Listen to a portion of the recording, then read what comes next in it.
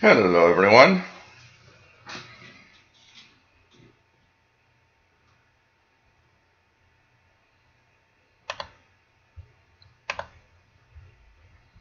That looks good.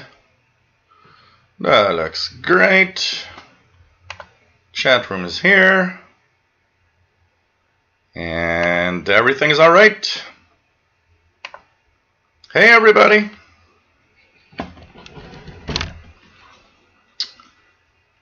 I call Cortana. Why does Cortana want to be here?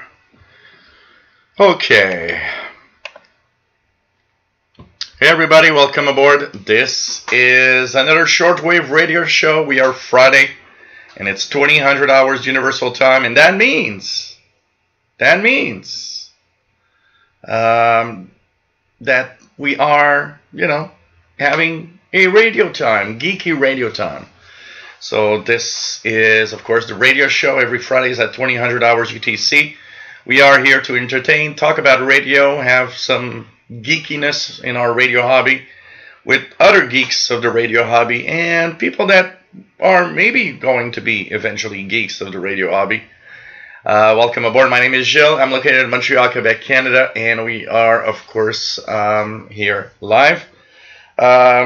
I want to say sorry for Wednesday. I couldn't do the HAARP special event for a very special, a very sad reason. Paul the cat swallowed something that got lodged in his throat, and after 15 minutes of trying to understand why he was so panicked, we finally ended up at the vet where he actually got that stuff dislodged. They kind of calmed him down, and then they were able to actually extract what was stuck, which we don't really know what it is. It looks like a rock or something, but it's something that I guess he tried to swallow or whatever. So now everything is back to normal, and at least the good part of it is he's got all these shots for this year, so he'll be able to enjoy the outdoors without risking to get some kind of feline disease. He really, when he got him back here, he was like drooling, intense. It was just crazy. I was wondering what was happening, and I was like, man, what's happening? I don't, And, well, after calling a friend to get a cage to carry Mr. Paul to the vet, now he's back to normal, and he doesn't seem to have suffered any after shocks or whatever of what happened. But it prevented me to do a lot of things, including finish the CIDX utility world that I hope to finish tomorrow and send tomorrow night at the latest for CIDX. So anyways, things are back to normal, and I'm out of $850, which is what it costs to go to the vet, which is crazy. So anyways, at least Paul the cat is alright, and that's the important part. And he's actually, I think, eating right now. So we're back to normal, back to a regular life. So, I've got wine today. So cheers, everybody. It's actually not bad at all. It's an Italian wine called Citra, and it's a leftover from last Saturday's party. So I thought, no beer today. Let's get a little bit of wine. Show today will be a little shorter than usual. I have to leave at 6 because I'm meeting friends at a bar that is very far away, and just going there will take me like an hour and a half. It's on the complete west part of the island, so I have to be there like for 7. I told them, well, I'll be there more like at 7:30 because I got to do my live show. So we'll end it at 2200 UTC or 6 p.m. local. And talking about Mr. Cat, here is Mr. Paul for everybody's enjoyment. Mr. Paul that suffered a little problem, but look at that. He looks okay. He looks good. Yeah, he looks pretty good. So I think he's just happy again to be here. So And of course, the vet told me he's way too fat, which is absolutely what I know, and I have no problem understanding that. But hey, that's life. So, and I'm too fat also because I gained a lot of weight in the past couple of months, and I need to fix that also. In the chat room, there's a beautiful chat room with beautiful people, so if you guys want to join in and have fun and talk about radio or have questions, there's knowledgeable people in here that can answer your questions. So welcome aboard. Robert Prosper, nice to have you here, my friend. Mark Cope, nice to have you on board from Dallas, Texas. Spiral Architect, nice to have you here. Matambali from Colorado, nice to have you on board. Jerry DX, nice to have you here. Rough Tough McLeod, nice to have you on board from Nova Scotia, Canada. I like that, Rough Tough McLeod, that feels stuff. Jerry's got 10,000 views on his channel. Congratulations. Congratulations. Just need to sub now, only at 44. I'll continue doing radio stuff and continue posting, and you'll get out there. You'll get out there. It's not as easy as it used to be to get people to subscribe and get to a YouTube channel, but you'll get there eventually. Michael Langer, nice to have you here. Chicago Mike in the house. NL13851, nice to have you on board from the Netherlands. William Conlon, nice to have you here from South Ireland. Pretty cool. Matambali says Radio Havana Cuba 15140 S9, amazing level distortion. You know, yesterday evening it was about 0400 UT when I got home, and which is local midnight, and 6000 was so distorted it was almost impossible to actually understand whatever they were saying. I mean, they're really having some big problems there, I can tell you that. And there's a lot of stuff going on there that a lot of their transmissions are garbled or distorted or sometimes overmodulated. It's like something is really not right. Eric Cottrell, nice to have you on board, my friend. Bonjour et bienvenue. Always nice to have you here. Brent, nice to have you here from Brockville, Ontario, Canada. Pretty cool. FX2 Mark 8. Hello. Nice to have you on board. I think I got a cat ear. SFM Marrow, nice to have you on board. Joe Rodman, nice to have you on board from sunny Chicago. Keegan, and nice to have you on board. XNA DXer from Northwest Arkansas. John Jensen, K9WXX, nice to have you on board from Woodstock, Illinois. Donald Hosmer, nice to have you here, W8SWL. And he says the onboard Viking ship Jupiter docked in Haifa, Israel. Neil Toombs, nice to have you here. John Ritson, nice to have you on board. 2E0JGR. Nice to have you on board, my friend. I'm just going to position back the camera that I forgot to actually remove the autofocus. But, oh well, it's life. John Rinson, nice to have you here. Neil Toombs is in England, of course. M0CJM, nice to have you on board. What else do we have? Let's go back here. Andy Coley, nice to have you here. And pretty cool to have you on board. Yeah, poor cat. Robert Prosper, is mine an authentic Montreal accent?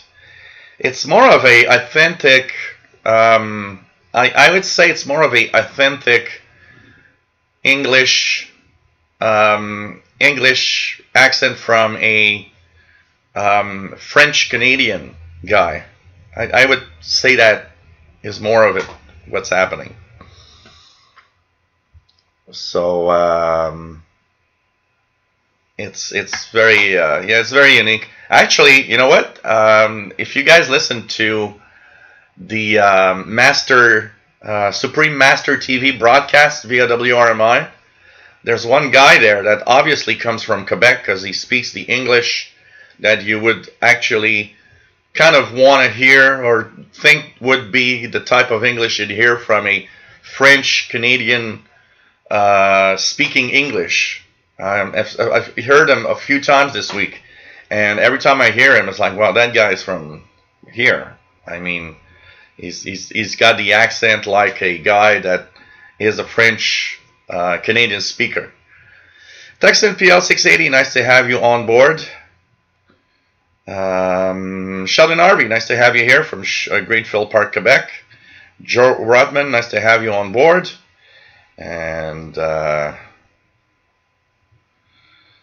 looks like you're a cat that is now gone. Sorry to hear that. It's always it's a tough. It's a stuff. I think there was a something they were saying the other day that it's a stuff to lose a cat or a dog as it is to lose a family member when they die. Rock Ristorante, nice to have you on board. Risto SM0SBT from Sweden. Pretty cool. Yeah, well, you know what, Eric? There's I was looking at that the other day for $30 a month. I could have a coverage that would mean that 90% of the bill at the vet is paid. So I was thinking about taking that because if I go there from time to time, maybe that could be a good idea to, and rather than, you know, like dish out, actually put $850 on your credit card because I didn't have really that $850 available kind of now, so I put it on the credit card, of course. But you know, he's okay, and that's the important thing. But there's insurance for cats and for dogs and for animals, basically. It was like $30 a month, and I was like, yeah, okay. And it includes like 2 visits a year for the teeth and for the shots, kind of an annual check that you could have for free. So I'm gonna check that for sure. Jerry DX, $800 bill. You better have a drink. Yep, I'm drinking wine.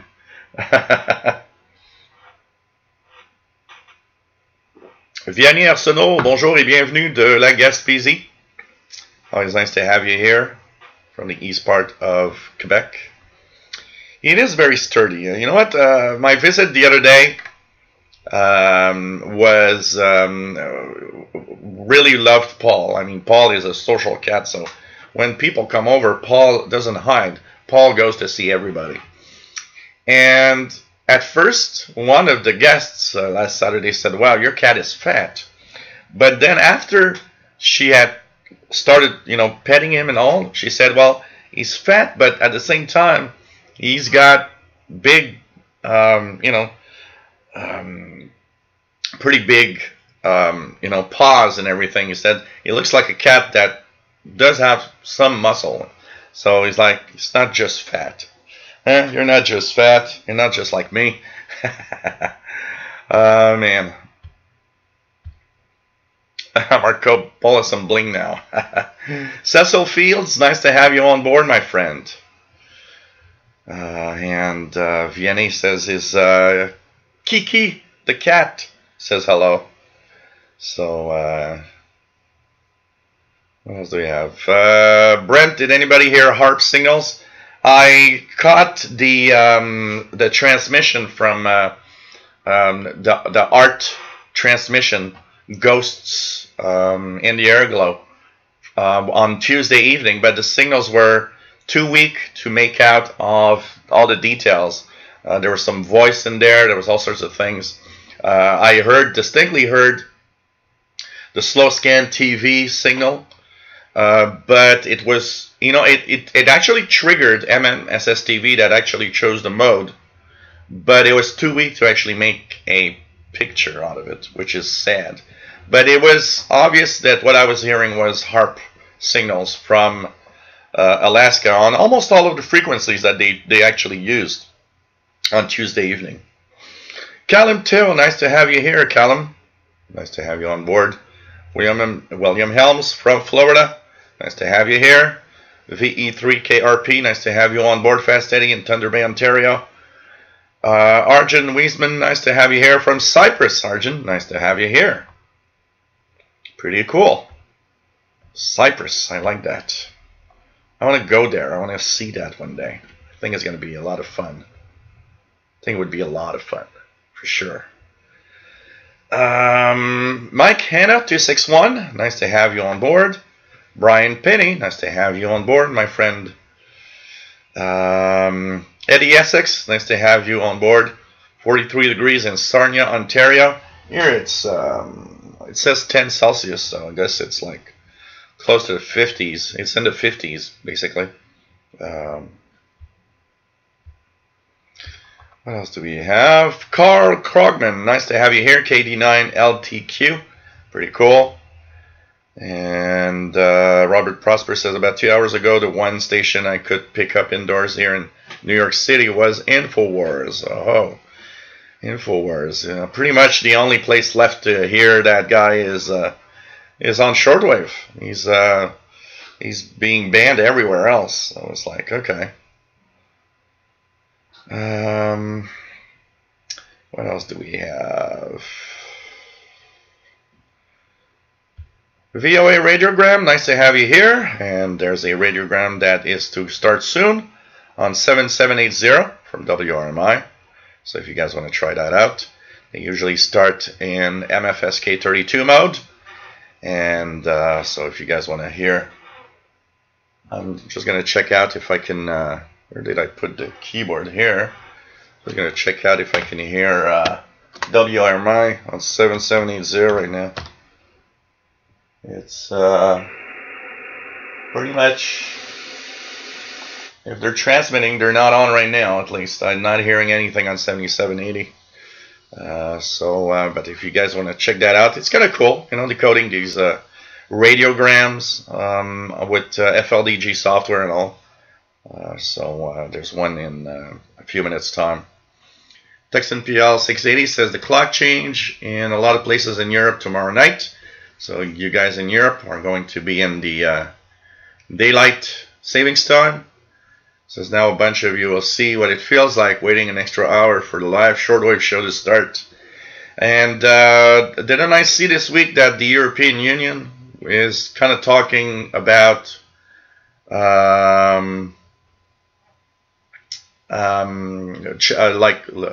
stopping the move to DST, something like that. William Conlon, my Yaesu 450 is white lettering, newer? Possibly. It's possibly a different batch or maybe a slightly different model of the FT450. Mine are in red on this radio. Everybody seems to say that shortwave's pretty quiet right now, so I don't know if something is happening. Mark Fisher, nice to have you here from Southern Illinois. Pretty cool to see you on board. Salomon Valles Reyes, nice to have you here from Mexico. Pretty cool. Pretty cool. Bob T, nice to have you on board from Northeast Ohio. And yes, Paul the Cat is pretty well now. DE1DJK, nice to have you on board. And yeah, vet bills are very high, depending on what you have to do. In this case, it was the basic. I had to pay for the basic kind of inscription because we have never been there, and there's like tons of fees of all sorts of little things. Some that won't be back if I go back again, but some that will. And plus the shots, plus the time that it took to dislodge that thing that was caught. It didn't miss a lot because the vet showed me what was lodged, and a little bigger, and Paul the Cat would probably not even be here anymore because the time that it would have taken to go to the vet and all, he would have probably died. But he was just enough space left that he could still breathe, even though it was very difficult breathing. I could see it; he was panicking. But so a little bigger, and he would have died, which would have been very sad. McGlone, nice to have you on board, my friend. Michael Langer says, now it's playing the drinking game. You drink, I drink. Oh, God. Going down. Let's go down. So, D1 DJK ordered a second Texan R9012 for his outdoor activities. Paid 17.5 euros. Not bad. Not bad. I remember I paid for mine when I purchased it a couple of years back. At least what was nice a couple of years back is that the Canadian dollar was, at the time that I purchased it, the Canadian dollar was at par almost with the US dollar. So it cost me like, something like, I don't think I paid, with shipping and everything, I think it was like $17 or $18 Canadian. It would probably be more like a 25 to 30 Canadian dollars today with the lower Canadian dollar. Radioactive, nice to have you on board. W7WXV from Prineville, Oregon. Josh Evangelo, nice to have you on board from Chesapeake. Nice to have you on board. Nice to see you back. Yes, there's an upcoming event, and we're going to talk about it tomorrow also, because there's VHF UHF show tomorrow. So we'll be on the other channel at 2000 UTC tomorrow, and we will talk about the International Space Station upcoming event. So there will be some slow scan television broadcast pictures on April 2nd and April 1st and 2nd. So this is going to be nice to see, for sure. Let's hope it's not a April's Fool joke. Bill, W3WDR, Bill, nice to have you on board. MB, nice to have you on board. Bon vent, bonjour et bienvenue from Saint-Jérôme, just north of Montreal. Pretty cool. Elton Byington, nice to have you here. K3JWA in Baltimore. Really nice. Donald Hosmer says he'll be in Cyprus in 3 days. Wow, cool. This is cool. What else we have? Nice sunny day and 15 degrees in Germany. Nice. That's nice radio time outdoors. Robert Prosper says, I'd hate to see Shortwave become a kind of a ghetto for total fringe groups like North Korea, Infowars, and Brothers There. Yeah, it's part of it, but it's not just that. At least, you know, there's other stuff. By the way, North Korea's schedule for the A19 season has a big drop in different transmitting hours. It actually drops North America. Apparently, they're going to stop North Korean, Radio Korea from North Korea will stop broadcasting to North America starting next week. So we're losing North Korea's broadcast to North America, apparently. It's just sad. But we might be able to hear him on other broadcasts at least. Keegan has nothing on 7780. Leon DJK 5875 BBC, very strong on his LS350 DL. Pretty cool.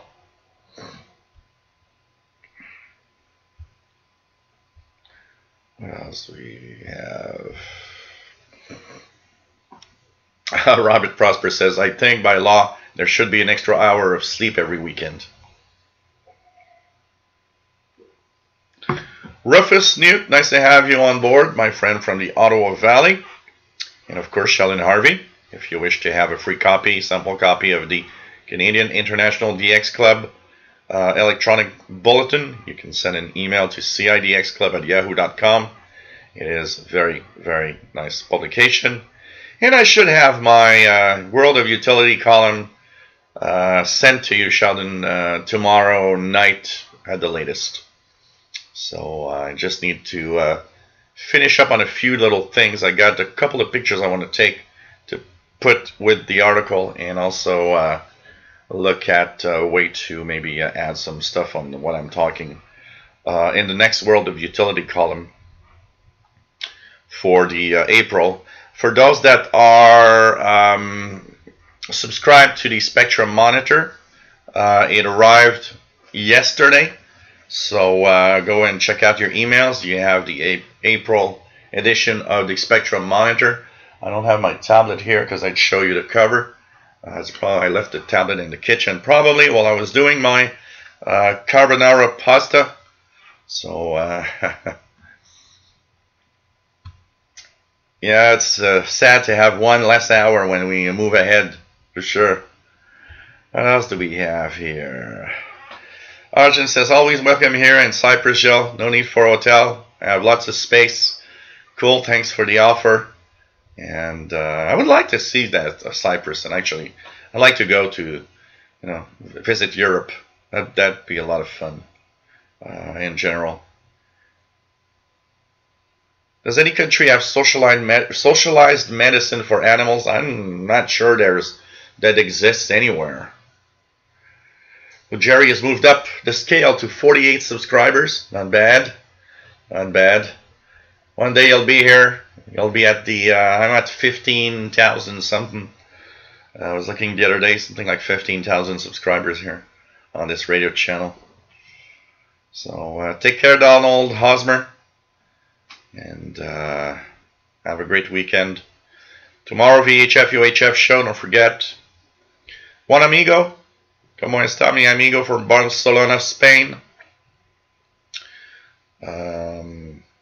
Matt says, if the hours of the SSTV campaign are correct, won't be copyable for me at all. Yes, sometimes the what they do is they have special events, but meant for Europe, for example. And so they have very short period of time where it's actually possible to hear, and it happens very often that these times actually don't coincide with times that we can hear them here in North America. So I haven't checked the times and when it's going to actually pass overhead, but maybe it's one of those campaigns on the International Space Station. How long will the ISS be occupied? Well, for now, it seems to be going on and on for a long time. I don't remember. They were actually talking about decommissioning the International Space Stations like in 2025 or something like that, where it would actually be plunged back to the ocean. So I don't know, but there's a lot of groups that want to try to maintain it and keep it up there. They're doing a lot of science in there for sure. D1DJK says, Joe, when I use my Texan R912 outdoors, how many wire would you clip to telescopic intent, not overload that little thing? I would easily put 20, 30 feet, I would guess. I don't know. I would easily put 10 meter long piece of wire. I don't think it will overload necessarily. Just try it, and if it's too long, well, just, shorten it. Anyways, even if it overloads because of signals, you'll just know that it's too long and that's it. JDX says, ordered a loop antenna from MFJ from the States. Waited for their shipping quote and quoted me $176. Whoa. Sadly declined. We'll have to acquire it in some other way. Yeah, there was somebody that wanted to send me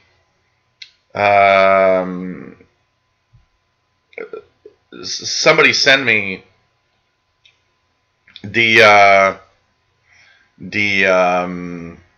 wanted to send me a radio the other day, and from the States, and when he saw the shipping cost to send me the radio here to Canada, he said, look man, it's way too expensive, and just the shipping costs were not even, it was almost like the price of the radio, so it's like, yeah, I totally understand it's too expensive. Terry Colgan, nice to have you on board from Austin, Texas.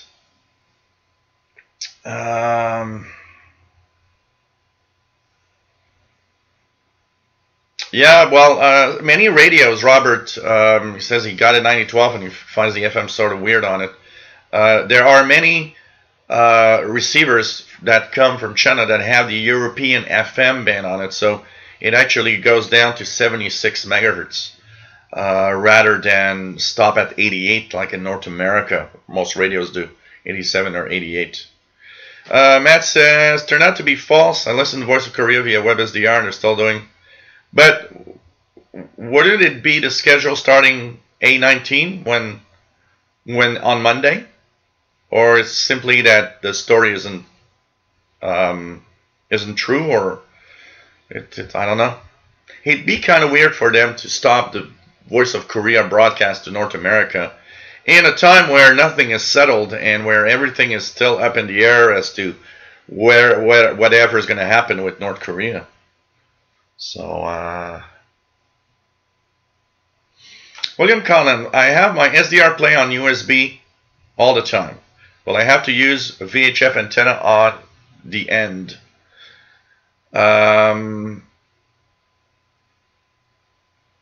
One thing for sure is you'll need to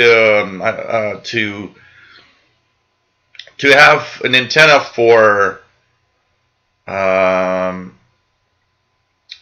for the VHF range and an antenna for shortwave, because they're very, very different.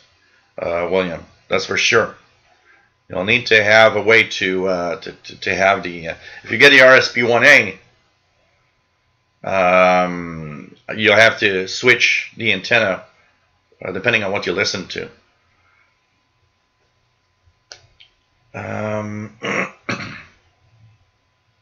Spiral Architect says, finally warm enough to get his window open so he can use his outdoor 2-meter antenna. Pretty good.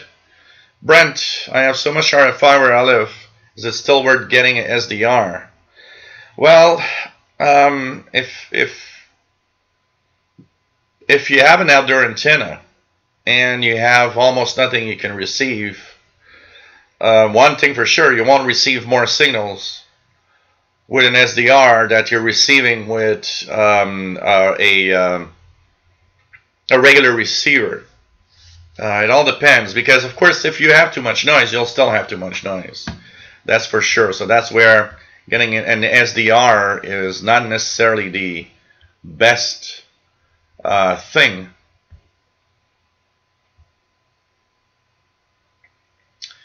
What else do we have? Hey Fastlow, nice to have you on board. Fastlow wants a Google t-shirt. I might be getting a couple of YouTube t-shirts. So if I have a few and I have an extra, I'll give you one of the extra YouTube t-shirts if you want. As for the Google one, well, I only got one.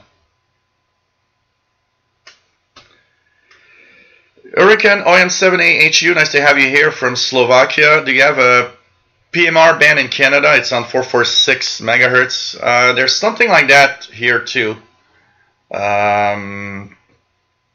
I don't know all the details. Maybe I can check that out more, with a little more details, my friend. And tomorrow we'll talk about it in the VHF UHF show, for sure. What else do we have? Carbonara pasta, burnt pasta. No, it's not burnt pasta. It's pasta with bits of almost burnt bacon and some nice cheese, Parmesan cheese. It's pretty good. But yes, carbonara pasta could be burnt pasta also. Yeah, Patrick Manny, nice to have you on board. Yeah, cat is okay. 8 lives left, as you say. As you say. Sean Smith, nice to have you on board. What type of help you need with VHF? What's happening? The A1 DJ case says, I think when length of real antenna does not overload on 31 meter band mill, I think I found right length to clip on the telescopic. Just, put it as long as you can. Bob T says, is it recommended to use a long wire connected to a SDR in a vertical position for my better reception, like an extended belt whip antenna? Mine is taped around 4 walls of my study. It doesn't have to be vertical. Actually, most of the wire antennas, because of the length, will be vertical, horizontal, sorry. So there's no need to have it vertical, because if you have it vertical anyways, it'll be shorter. So you want it horizontal and have it as long as you can. Your wire taped around the 4 walls is probably doing fine. If there's not too much noise where you live, it's probably doing fine, actually. And yes, there's a VHF, UHF show tomorrow. Nice to have Bobby Burgess from Louisiana. Michelangelo uses tracker to see ISS passes. I use an app on my tablet and phone. That is Heavens Above. That works really well. Neil Toombs don't want to mention the EU. Yeah, I guess you guys in the UK are kind of going a little mad and a little things are not going that well with all of that. And you know, as a YouTuber, we're all a little scared because there's that copyright law that is going to pretty much, they're all voted, and it's pretty much going to take effect sometime. And it's kind of scary to know what exactly will happen with that new European copyright law. That a lot of YouTubers are kind of wondering, okay, what's going to happen? We're not sure exactly. Manny CV, nice to have you on board.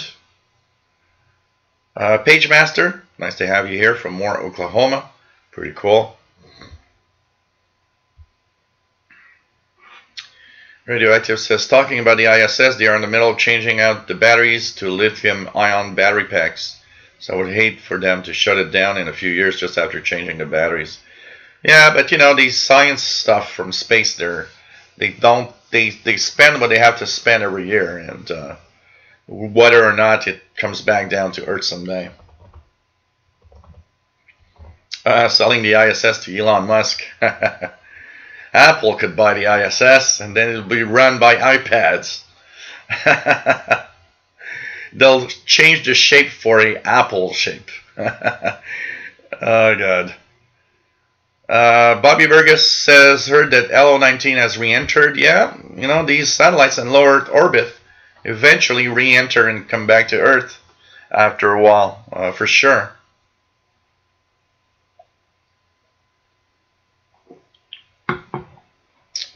So what else do we have? Jeffrey Kropp, nice to have you on board from New Hampshire, muddy New Hampshire. I went to a sugar shack last week on Sunday, and of course with the snow melting, it was hell. I went there and wore shoes, and I thought, why the hell didn't wear my boots?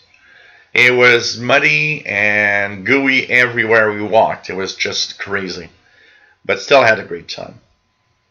Neil Toombs says MAI 75 is the mode that will be used, planning SSTV transmissions for a few orbits of the International Space Station that are in range of Moscow. So that's why there's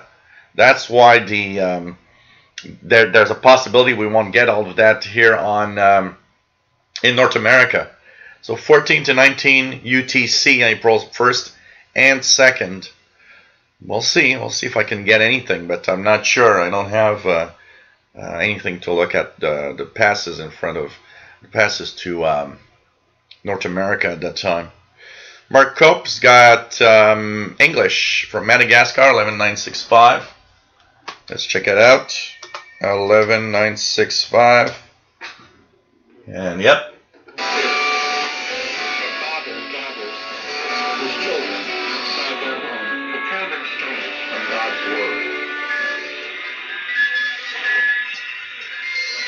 I'll just do a little something here. A little distorted. So, African Pathways via Madagascar, 11965.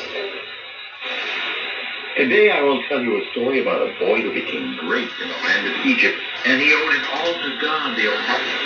It was not an easy road, or easy road for the boy to become a man while held in captivity in Egypt. He was sold as a slave. A slave? Horrible. Sold as a slave, it's so horrible. Named Joseph was sold into slavery by his brothers. But it was part of God's plan. So, that was African Pathways from Madagascar, 11965.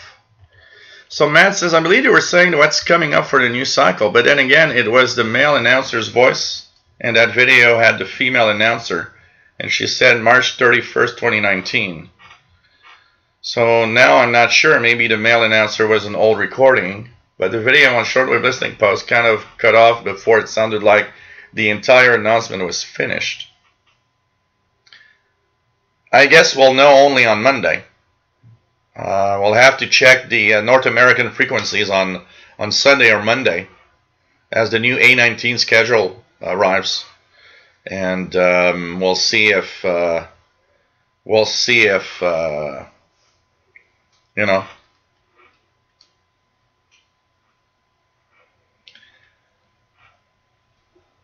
if that happens. Super 20 Dan, nice to have you on board. Says Joe, a few weeks ago I picked up local Toronto's radio station broadcasting on shortwave. Have you heard it? Yeah, on 6070 CFRX. Let me try it. Sometimes I get it in the afternoon here. 6070. I'm not really hearing it right now, but it's CFRX that transmits the CFRB 1010 AM Toronto station. It's pretty regular here in the daytime. I hear it all the time. Make it homage, nice to have you here. Oh, YouTube t-shirts. I thought you said YouTube t-shirts. If I had many YouTube t-shirts, I'd give one to Sheldon. I'm sure he would be very happy. That and a Duran Duran t-shirt. He would be happy to go home with that.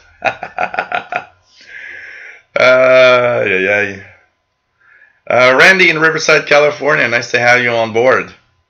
QRP radio listener, nice to have you here, my friend, from Ponza Island, Italy.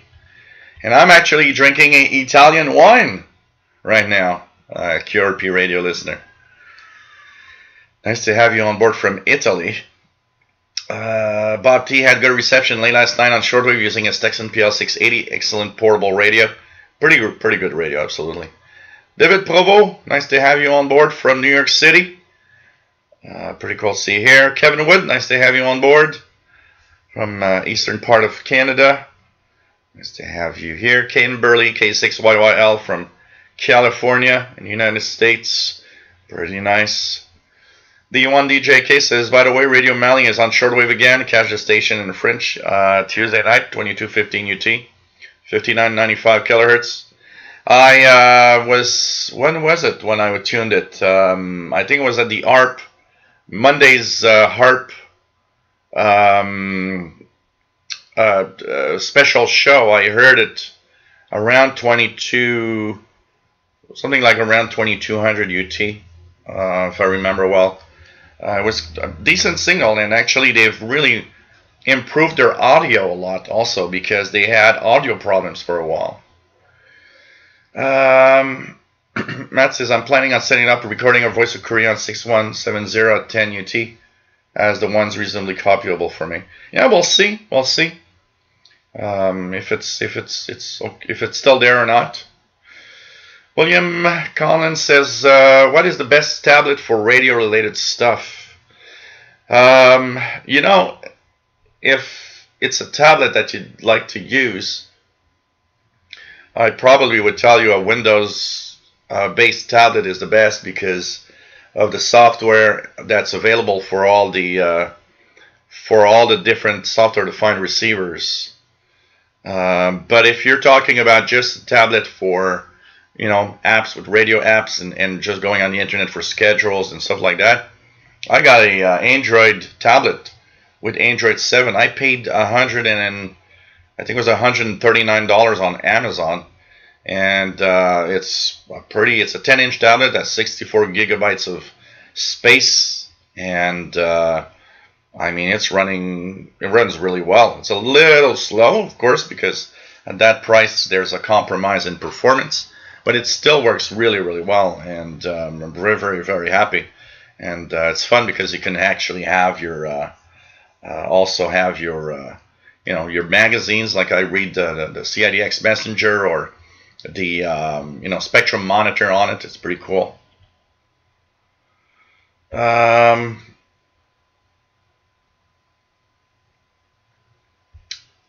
Kevin Wood says CFRX coming with rapid, very rapid flutter. Yeah, I hear some weird flutter, but I'm not hearing CFRX here. Maybe the conditions are not as good. Let me just check out here what the conditions are for K index. Maybe the K index is a little higher. K is 2, so it shouldn't be too bad. But it's kind of weird propagation, but I see a lot of signals, so propagation shouldn't be too bad actually. PageMaster will create a video before and after the metal box enclosure of the SDR play. Well, I also added 2 small turrets to the cable that leads from USB to SDR play. That's going to be interesting to see. That's going to be interesting to see, for sure. Johnny DXer, nice to have you here. W3JMC and the Philadelphia suburbs.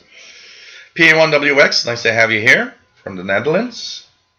Gordon Threadwell, VE6GPT, nice to have you on board. Says hard to get into the chat these days. That's weird. No problem, Gordon, for the pictures. I barely heard HAARP on Tuesday evening with the ghosts in the airglow. Unfortunately, it was too weak to really pick up anything here in Montreal. But, you know, it's still a thrill because even though it was kind of weak, what's happening is that it at least the signals were there. I could still have signals from Alaska, so it's pretty cool.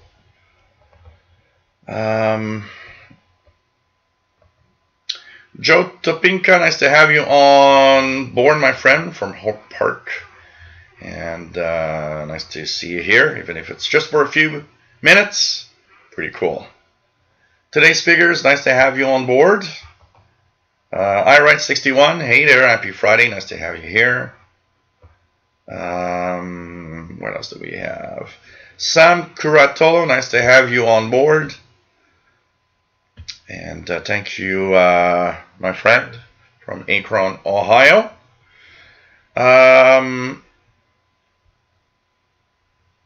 What else do we have?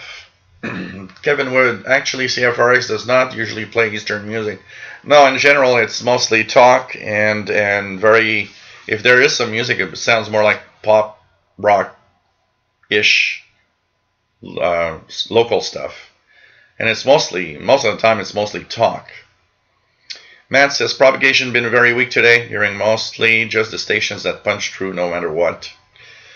Dartsman 501, nice to have you on board from Alamogordo, New Mexico. Pretty cool. Mark Cope has the Boston weather facts on 9110 kilohertz. So I've reached down the chat room, which is pretty nice. It doesn't happen that often that I'm down the chat room so fast. Sam Curatolo says you got my name pronounced perfectly. Cool. K8OMF, nice to have you here. It's there are names like that I don't know, somehow. TOT, nice to have you on board. So I wanted to talk about the A19 schedules that are actually starting this Sunday, which means that this coming Sunday we're going to kind of be lost in the schedules because a lot of the websites are actually going to be, you know, outdated for a little while, like EIBI space schedules, for example. And so that means that for the next couple of weeks, using online resources for schedules will not be necessarily easy. Remember that there's the hfcc.org website, hfcc.org, that has the public data files where it's you have a full list. You have a zip file there with all the schedules that have been submitted to the HFCC for the schedule season coming up in Sunday. But I got to remind you guys that those were sent in before. There could be some changes done. Somebody was telling me the other day, yeah, I saw that, well, Mayerton is not closing because I saw that all the registered frequencies for, the stations in Channel Africa, and no, that's just because they were registered way before, just in case they would continue the broadcasting. But the Mayerton is definitely closing this weekend. I didn't get it very well, but I did get it enough that I made a video this week of Channel Africa on 15235, and actually today was the last time that you could hear it because they don't broadcast on Saturdays and Sundays. So it means that today was technically the last day of Channel Africa broadcasting on shortwave, which is kind of sad. You'll be able to continue listening to Channel Africa stream on the internet, but it's kind of a sad time, kind of remember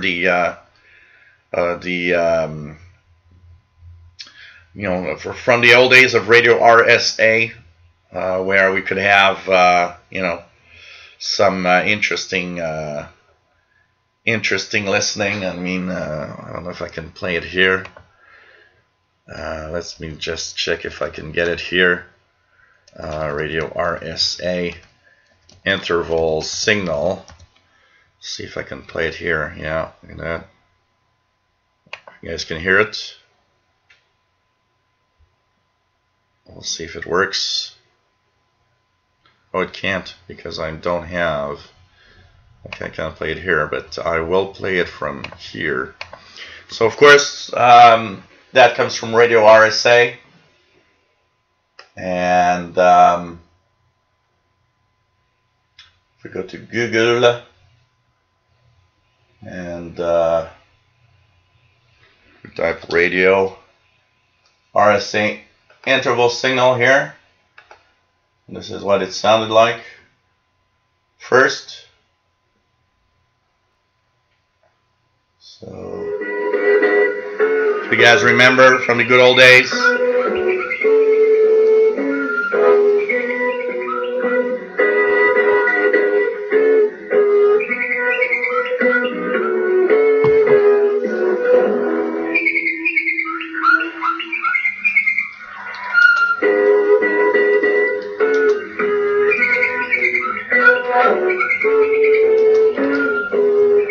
Radio RSA, I got that QSL.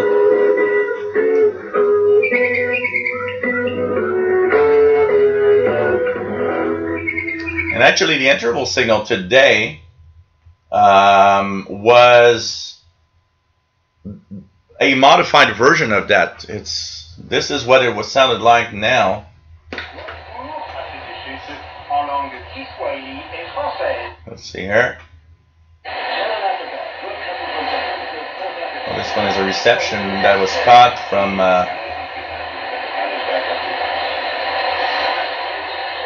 we don't hear really the interval signal much. Let's try on this one here. If we get it.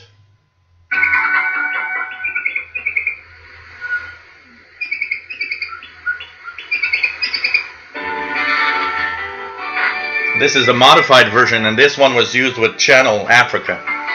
That unfortunately is gone now.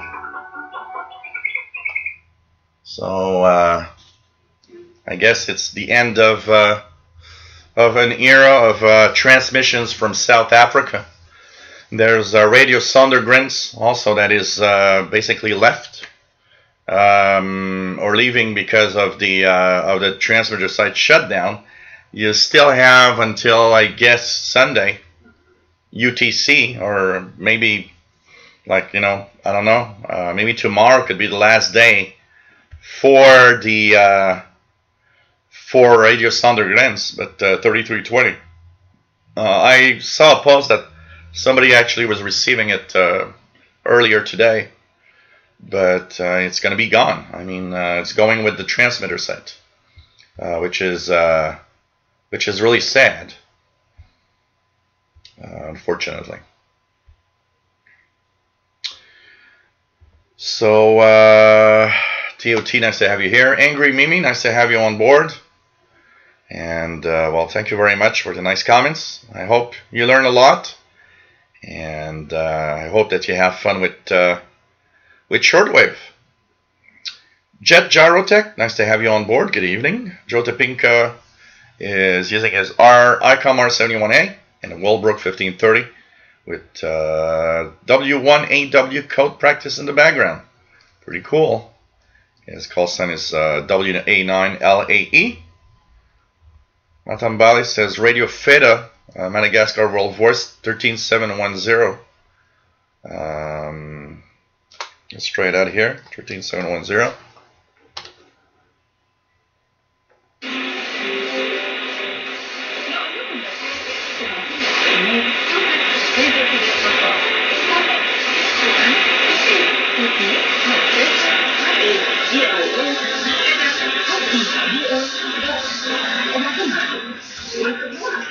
That's in French.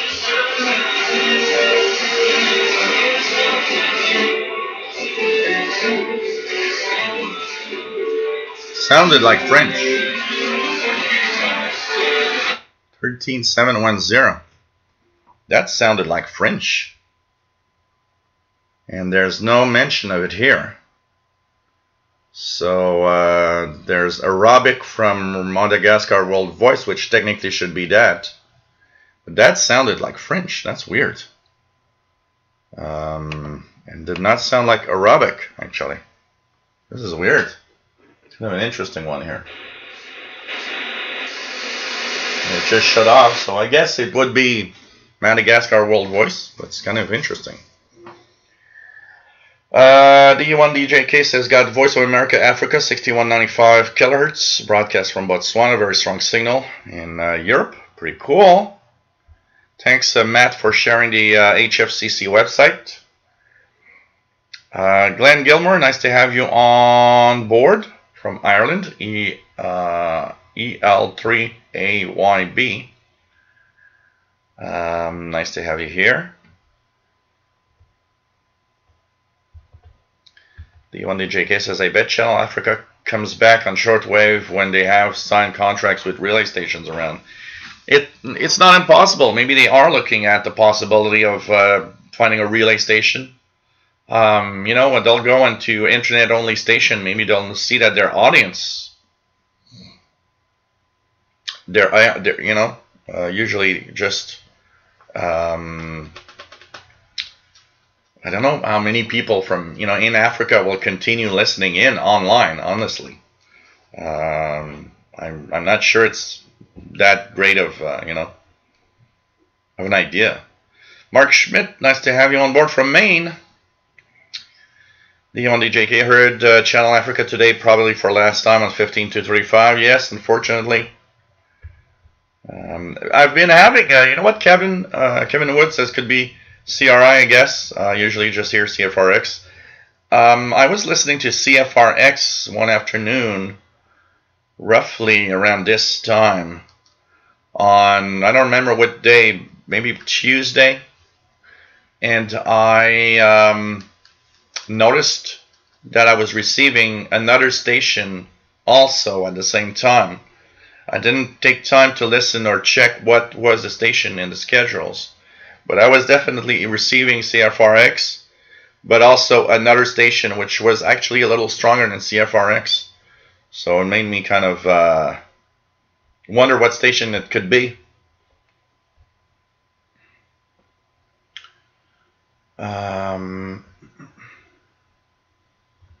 What else do we have? Matambali says, quite a nostalgic feeling hearing Radio RSA's interval signal. Absolutely. Radio RSA's interval signal brings me back to the 80s when I was DXing with my realistic DX 100 and DX 302 receivers. And I mean, listening to, I remember one souvenir that I have from back then. One of them was me in the kitchen with the realistic DX 100. And there were people over that were like with my parents, they were playing cards. And I had my radio set up in the kitchen. And it wasn't very, very loud, but it was, you know, just loud enough and I caught radio RSA, and one of my uncles was kind of listening in, and he said, "Did I hear right? You're listening to South Africa?" And I said, "Yeah, absolutely. This is South Africa." And he was amazed that we could hear a station from so far away and have such a good signal. Radio RSA back then did pack a pretty good signal into North America in general. And I still have that QSL that I remember, will always be very, very fond of, is that famous QSL where I could receive radio RSA on 25790, their 11 meter band frequency at the time. I would get that almost every day, and it was one of my fun things to do, because I was like, wow, this is so cool, listening to that 11 meter band frequency. It was one of the only stations I've ever heard. I've heard Radio RSA. I remember hearing Radio France. I don't have souvenirs of any other station apart from like FM relays from the United States. But I don't have any souvenirs of any FM stations coming in on the 11 meter band by then, and it's a band that's unused now. Even the 15 meter band, there's not a lot of stuff in there now. 15 meter band. I remember listening into Radio Australia on 21740 in the evening in the summertime. Man, those were the days. Those were the days. But it does bring us in a very nostalgic feel. That interval signal from Radio RSA is totally nostalgic. Absolutely. Weird feel. Theo says, those were the days, the good days. Now, such old memories. Yep. There's so many things done. And it's interesting, because I was wondering once, since the realistic DX100 isn't that good of a radio, what if I kept my hobby and listened to shortwave if, say, I would have gotten a realistic DX100 today, when the bands are much more quiet, signals a little more difficult to hear? Would I have continued, or would I have just said, well, there ain't much to listen to except religious stuff? Somehow that's the other thing, because a lot of people mention Brother Stare and all. The religious stuff from that time, of course, it was washed out by all the other transmissions because there's so many stations, but somehow it seemed less preacher oriented, more in general. Look at HCJB. You can't forget HCJB, which was a favorite on many for many people. It wasn't a religious broadcaster. HCJB was a religious broadcaster, but they did it in a way that was I don't shove it in your face stuff. There was some religious programming, but there was a lot of other stuff, including regular programs where they would have that little bit of 2 minutes of, you believe in Jesus and so on. And of course, you'd write to them and someday you'd get a Bible by mail, but still, it was not that much of a shove it in your face thing. It was more kind of diluted in content of interesting stuff. But one of the things I never noticed until Glenn Hauser actually mentioned it back then was that the DX Party Line DX show, the stations that they would log, and for some reason I did not realize at the time, the logs were almost always religious broadcasters around the world.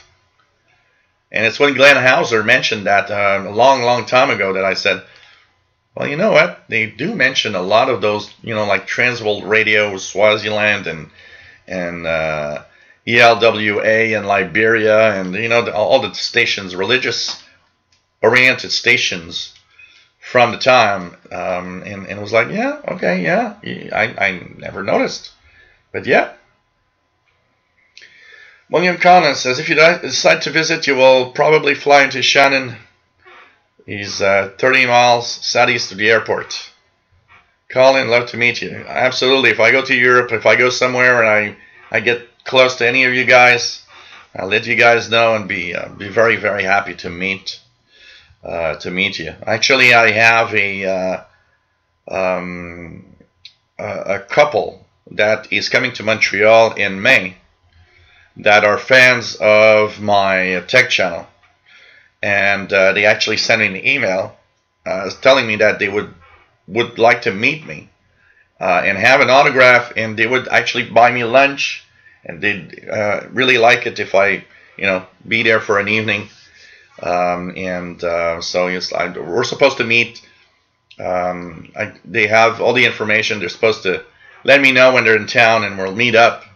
So, and you know, and I always repeat it. If any of you guys come to Montreal, you know, let me know. I'll gladly meet up with you guys if you come to Montreal this summer or at any time. So Matt says, last chance. Let's just go here. Brent says he's got a RSA QSL from 76. I've got about a dozen QSLs from Radio RSA that range from about 1983 to close to the end. When did Radio RSA stop broadcasting? It was somewhere in the early 90s, right?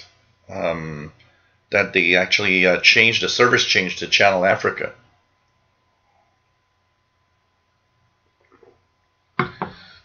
So Matt says, last chance to hear Radio Sondergrenz tonight, Saturday UTC 3320.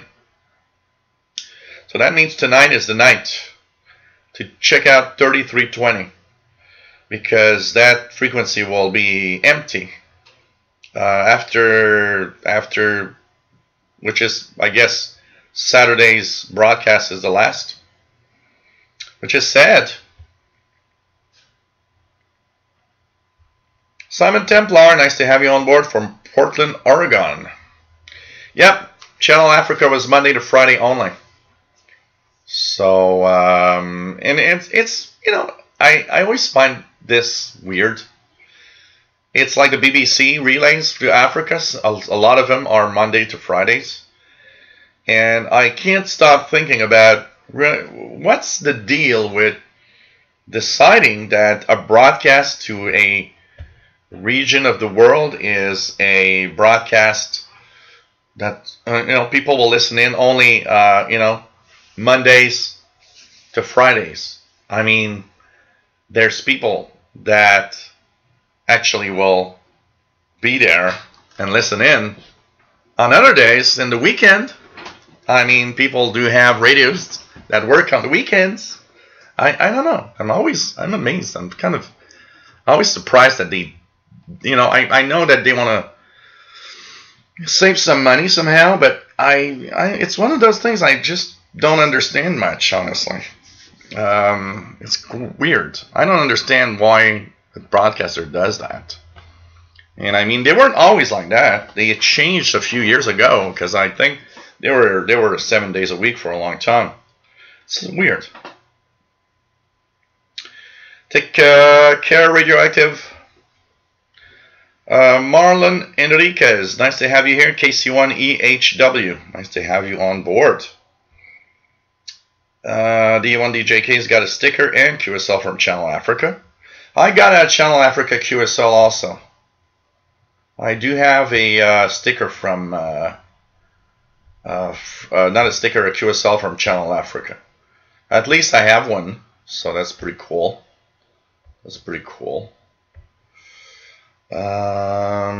Okay, what else do we have? Let's go down. D1DJK's got QSL from 26 African countries. I have to say they are from end of the 90s. Some stations already don't exist anymore. A lot of them don't exist anymore, absolutely. And I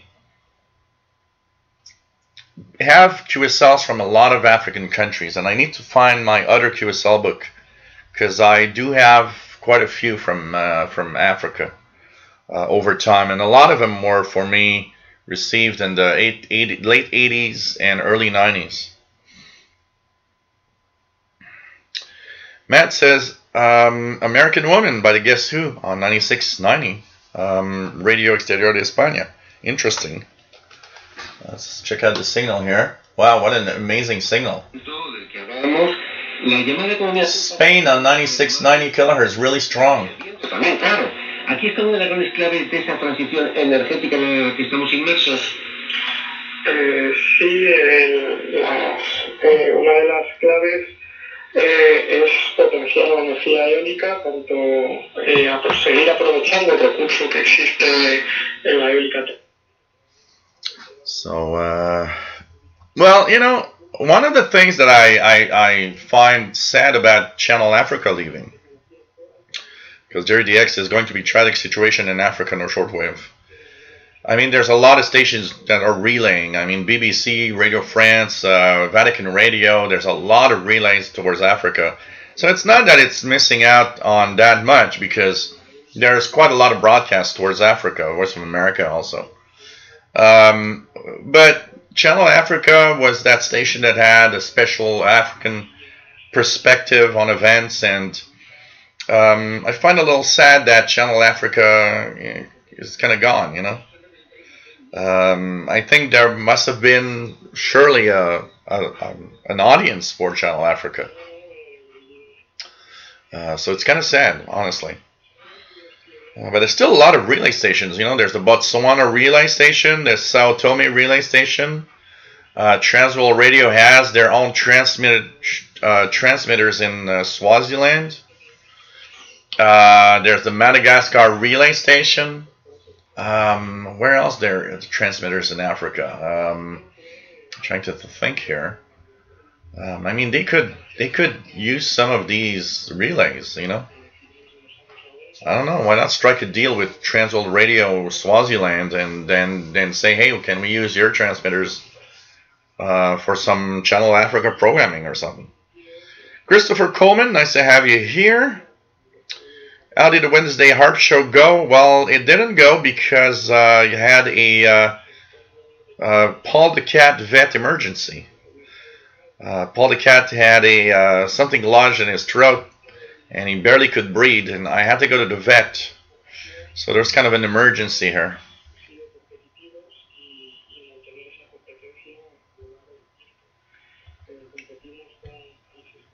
What else do we have? William says, is it me or is the 75 and 80 meter band at night bad? I am in Virginia and get only West Coast hams. I cannot get any East Coast. They were pretty good this week, actually. I've been tuning the 80 meter band a lot, and I did have quite a lot of stations. Check out regularly in the evenings, because you should have a lot of stuff. Remember one thing, and it's the fact that the days are getting longer, the daytime, because in the winter, and that's something sometimes people forget. And I've seen a lot of posts, by the way, this week of this. People forgetting that as the days get longer, some of the frequencies that in the daytime we're propagating in winter, like in December, January, are not necessarily good anymore. So if you heard, you know, for example, here in December and January, I often heard hams on 80 meter band in mid-afternoon, because the sun is so low that 80 meter band actually works quite well in daytime and the winter time. But it's not the case in the summertime. It gets very, very local. So remember that if you were hearing stuff in the daytime, with the longer days, you might not hear any more of that coming now. But in the evening, 80 meter band should get quite good. It's generally a nice band in the evening. And this week I listened a lot. There's a lot of stuff there. Randall Klontz, nice to have you here from Chicagoland. Pretty cool. Tio says, what was your first ever QSL card that I've ever got? My first QSL card was from WYFR in Okeechobee. Well, they were in Oakland, California, with the transmitter site, which is in Okeechobee. The one that actually WRMI uses now is the transmitter site of WYFR, Family Radio. Sorry guys. So anyways, the first QSL that I got was that, and I remember in the top 10 first QSLs around that period of time, Radio Korea, KBS, Radio Korea from South Korea. That was, I believe, my second QSL ever, that totally amazed me. I had this envelope. I remember having that envelope with, you know, the two round things with little string that you have to unwind to open the envelope.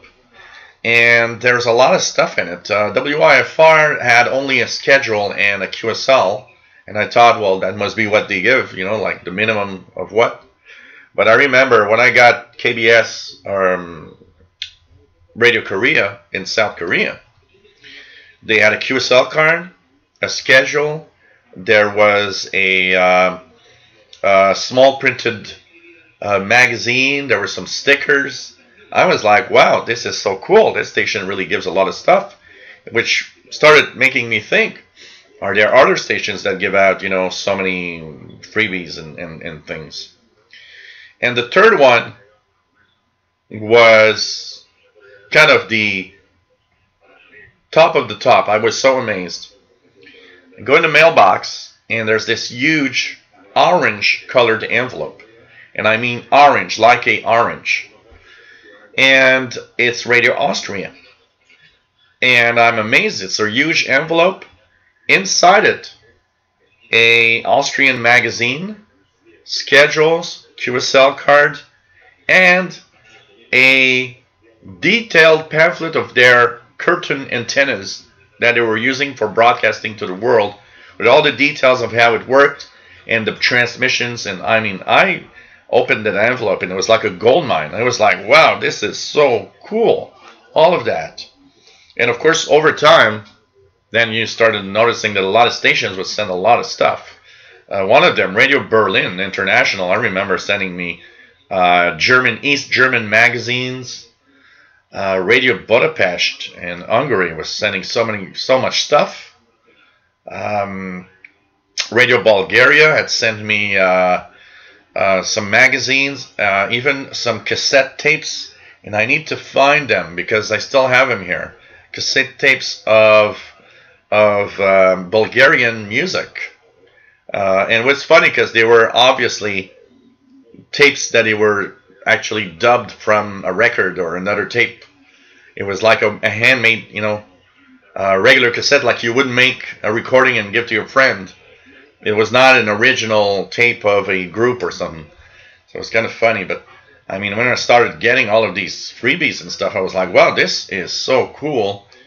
And you know, I was a QSL and a sticker and whatever hog. I realized today that it was more like a give me than anything else. And I realized today that I should have been more creative and more, but you know, I was 14 or 15 and I was like, well, this is so cool. And these stations are giving me all of that stuff. So, you know, it's just like, I want to have everything you can give me, or basically. And over time, I started more of an interaction and, you know, asking them for, you know, giving them more input of what I think of their programs and so on. I liked particularly the stations. If you guys remember, a lot of stations had QSL sets. That was very popular at the time. HCJB was one of those stations. You could have their QSL sets, and every year they would have a specific, their QSL sets or very specific on a subject. And I remember the first set of QSL that I got, that I understood that existed, was HCJB. And I had my first QSL from HCJB in 1983. And 1983 was the year of it was the World Telecommunication Year. So they had telecommunication-oriented QSL cards from HCJB that year. And I remember when I was listening in and understood that every 2 months they had a new QSL. Well, it was like, okay, every 2 months I got to send a reception report and get that new QSL.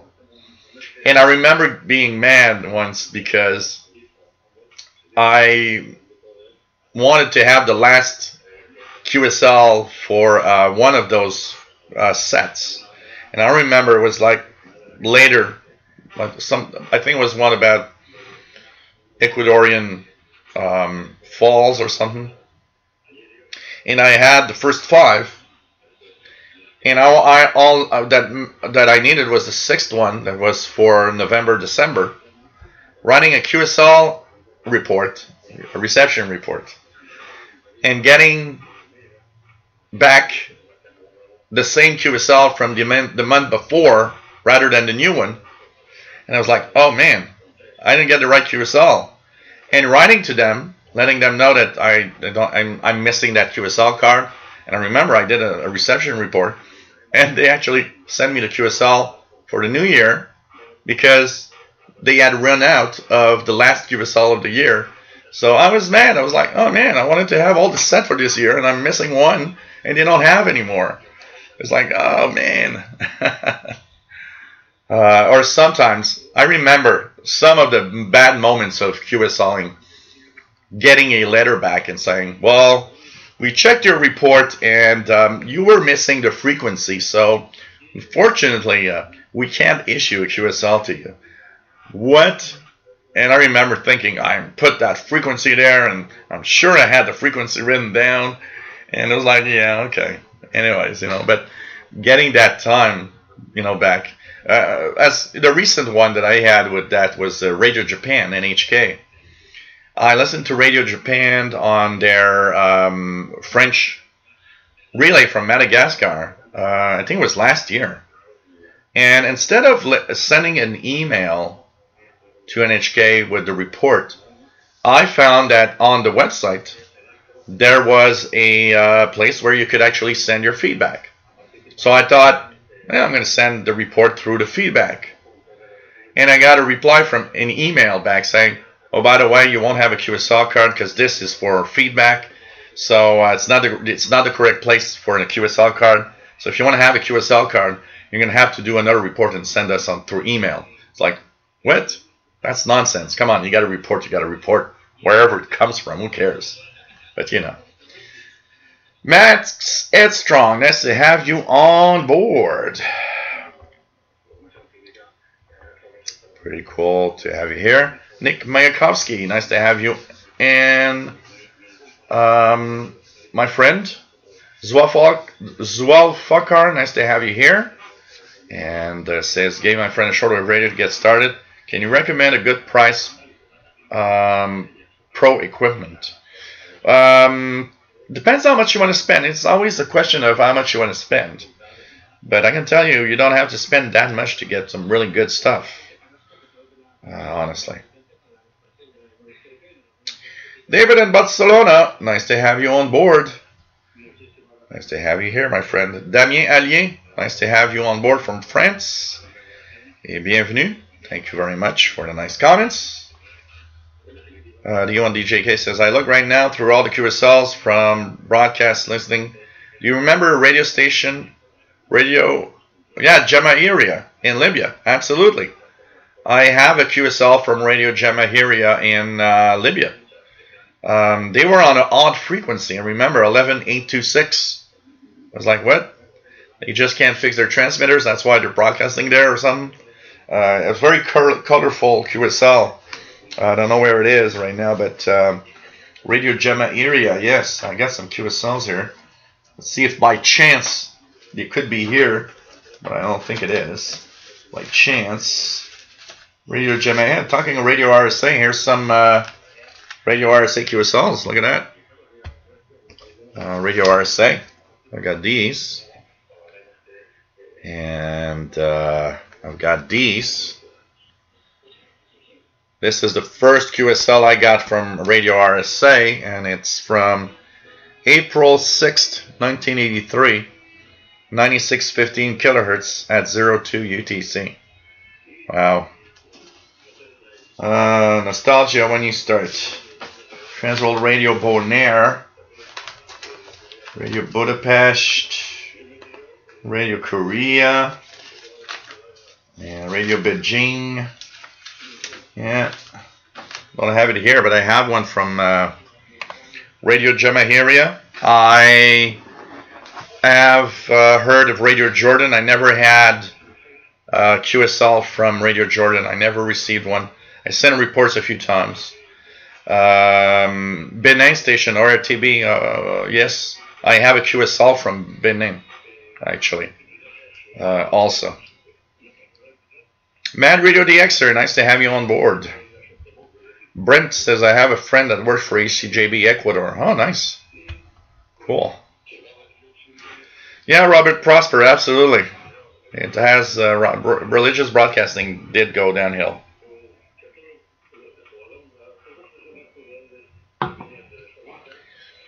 And it's sad, you know why? Because I look at a shortwave broadcast, like from, you know, Brother Stare, and you look at that and you suddenly realize that a lot of people that start on shortwave or listen to shortwave, they finish by just like hating shortwave almost, because all they hear is Brother Stare, and they're like, what, you know, okay, that's all I hear. I don't care for this hobby anymore, you know, and it's sad.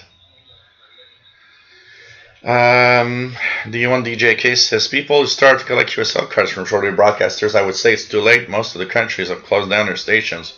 It's not too late, because there's still a lot of stations. You can still QSL, you know, let's just off the top of my head, you can still QSL Argentina, Slovakia, I was about to say Czechoslovakia, Slovakia, the Czech Republic. You can still QSL Radio France. Apparently we're going to be able to QSL Spain soon. Turkey, you can QSL Turkey. You can QSL Romania. You can QSL China Radio International. All India Radio, there's QSL. You know what? African Pathways Radio from Madagascar. I need to check that out, but they probably QSL. You can QSL Reach Beyond Australia, which is HCJB Australia.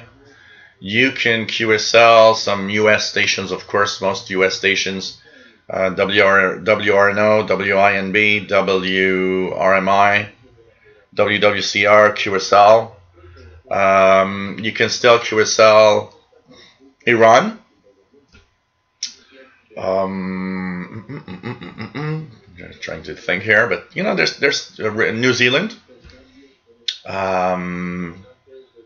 KBS, South Korea, North Korea.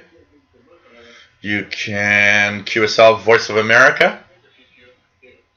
So yeah, it's not like you had more choice to QSL before, but I've just, you know, found quite a few QSLers right now just by thinking about it. And I'm sure there's some that I'm just not, like, on top of my head, not thinking about. NSN do Brasil, nice to have you on board. Oliveira, PU2OLT in Sao Paulo, Brazil, nice to have you on board. And Randall Klontz is from the northwest suburbs around Woodstock.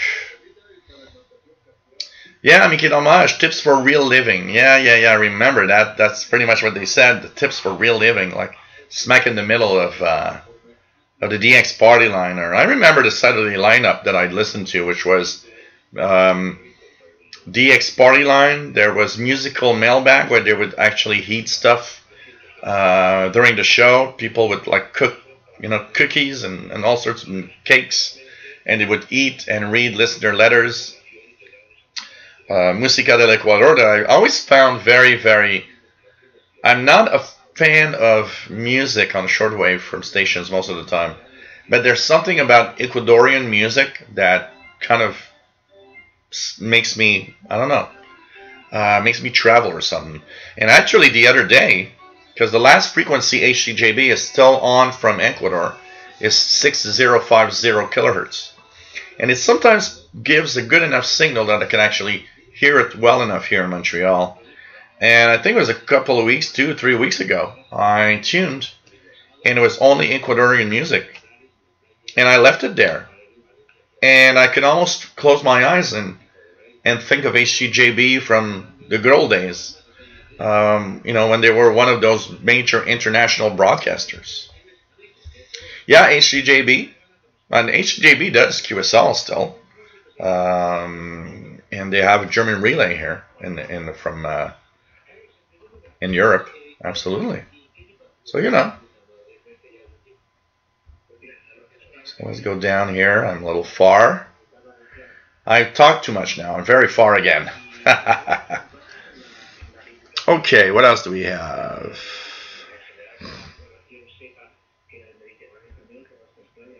If I miss some of you, please say hi again. I'm far, so I'm coming up. Johnny DXer is picking up Voice of Greece on 9420. Damien Allier, nice to have you here from France.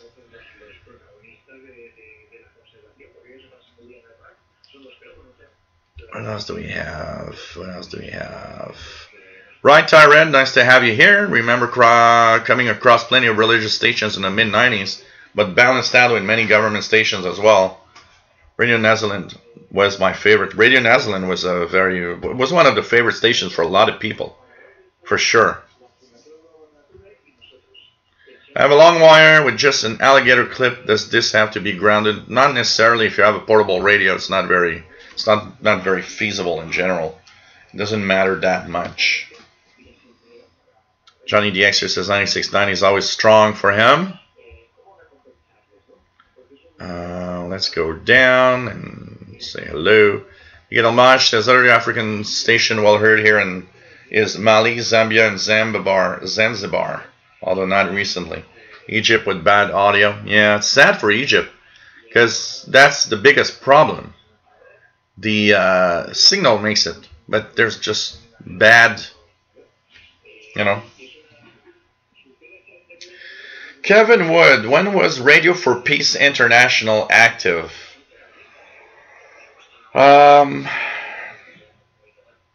Something like the late 80s to late 90s, somewhere in there. It was kind of active through most of the 90s. And what really ended was a storm or hurricane that hit and that destroyed the station. And they never came back. And, you know, Radio for Peace was not very welcome in Costa Rica at the time. They were one of those stations that the government didn't like much. I got a couple of QSLs from Radio for Peace International. I remember that.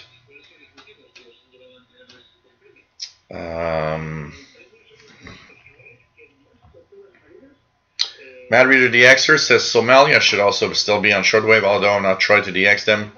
Radio Argesa at 7120.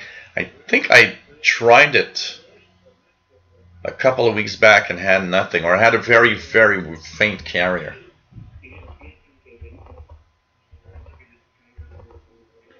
Beyond DJK says Voice of Turkey gave QSL station pennant, sticker, and schedule. Yeah, Radio New Zealand, Radio Australia was nice. They had stickers, yeah. Absolutely.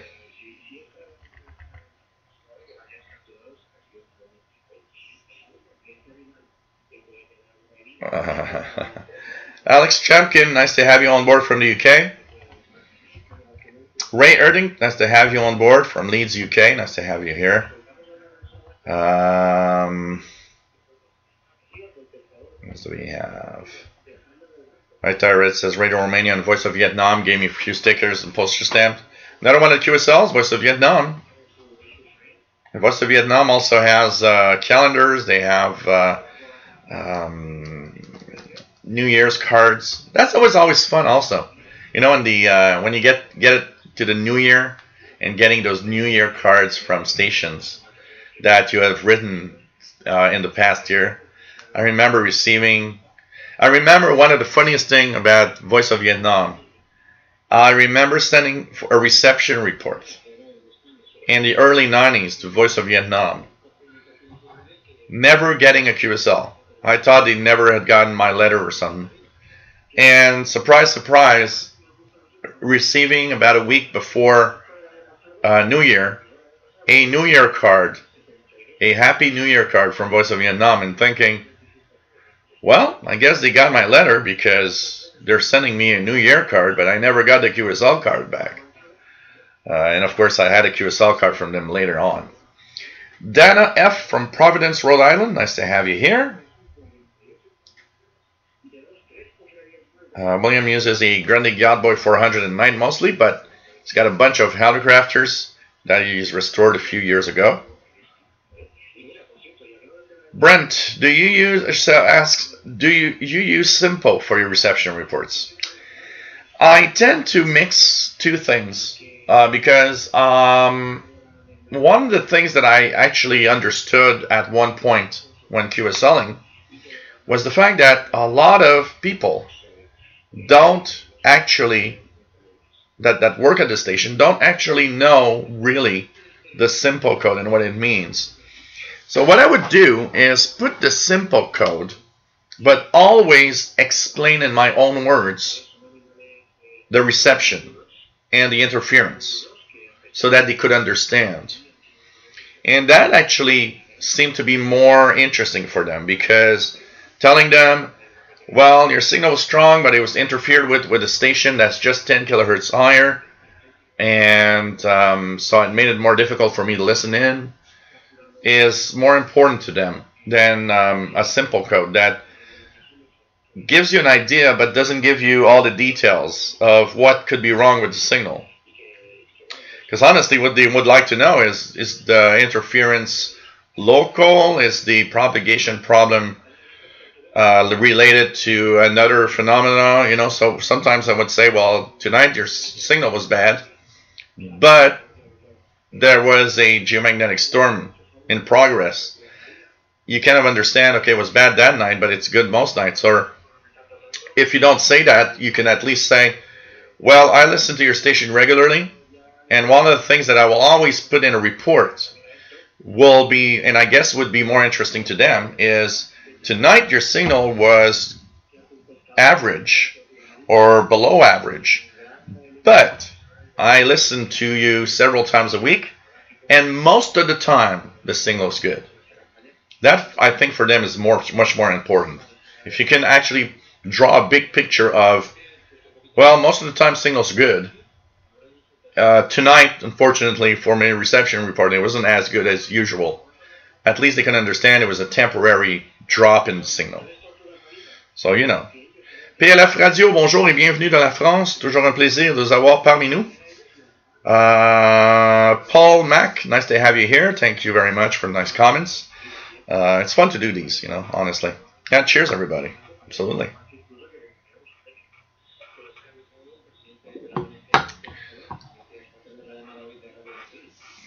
This wine is actually really good. It's Citra, C-I-T-R-A. It's a very cheap wine, but I'm surprised at how good it is.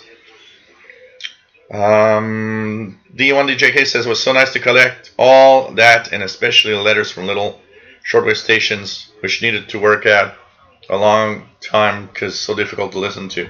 Oh yeah, you know, when you get that QSL from that station that you've been really working hard to QSL, is just what a beautiful, amazing moment when you think about it.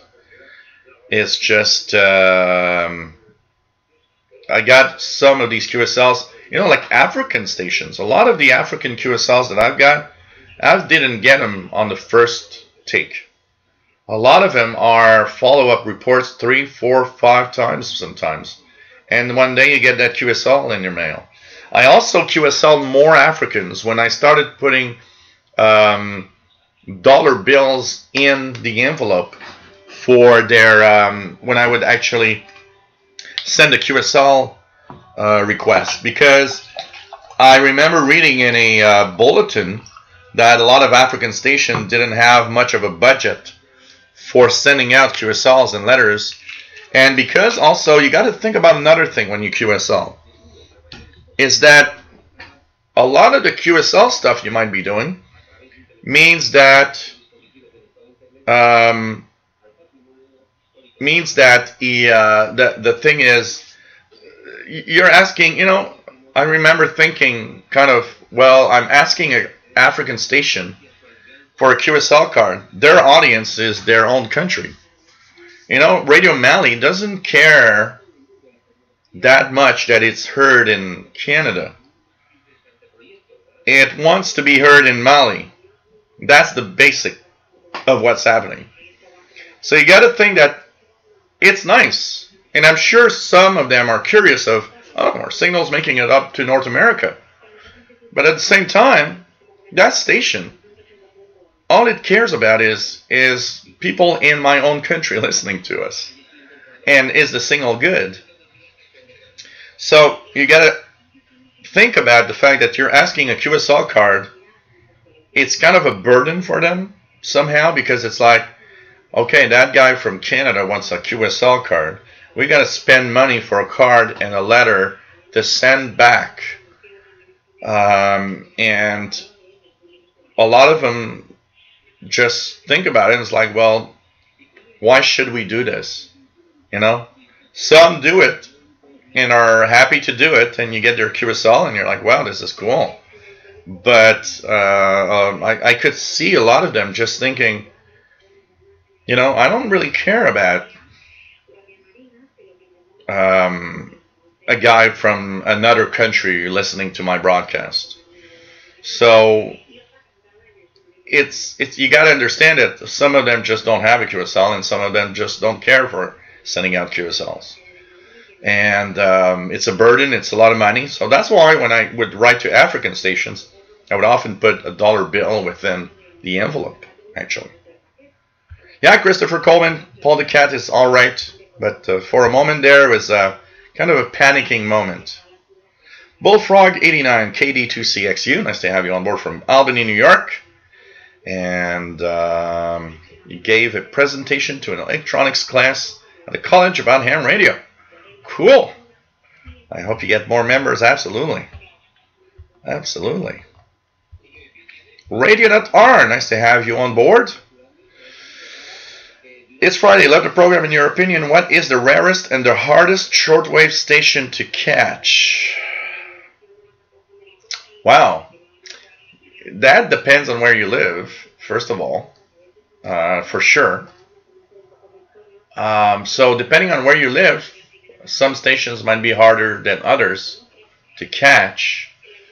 There are a few stations that are almost impossible, actually. And there's some that are more difficult. I would tend to say, you know, like a lot of utility stuff is hard to catch. There's a few broadcasts in Asia, for example, that are hard to catch. But then again, it depends. If you're in Europe, you're not going to have the same difficulty. Sheldon Harvey, last week we were talking about he used a online SDR in I think it was Puerto Rico, and he started listening and hearing these stations that clearly are from South Africa, but that we can't hear anywhere here because they're really low powered. But when being close to South America, you start to understand that there's a lot of low powered stations on shortwave in the 60 meter band in South America, but way too weak for any of them to make it up there, you know.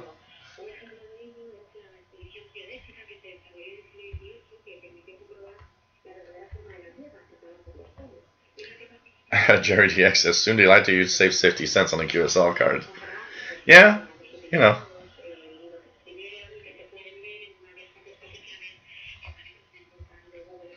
Brent received a EQSL from Union New Zealand International, his first QSL in 41 years. Wow, pretty cool.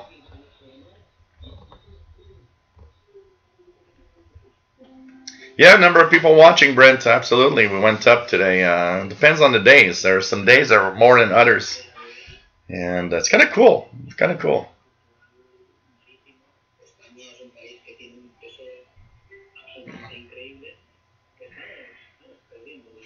You know, it's difficult to put a point on what could be, you know, more difficult than, because it all depends on where you are.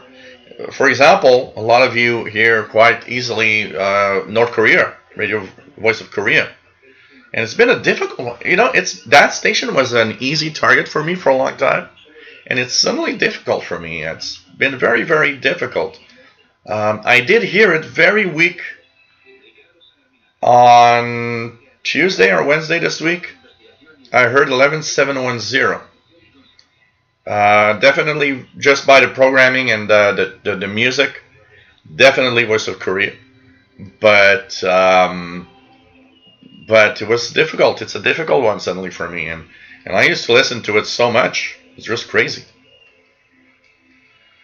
Paul Knight, nice to have you on board. What is your software to find radio? What kind of computer do you run?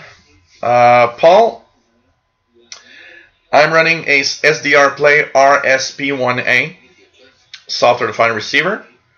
The software here is SDR Uno, and the computer that's running this is a very low powered Core 2 HP desktop that was actually given to me by my brother, and that I kept for this purpose. It's running Windows 7.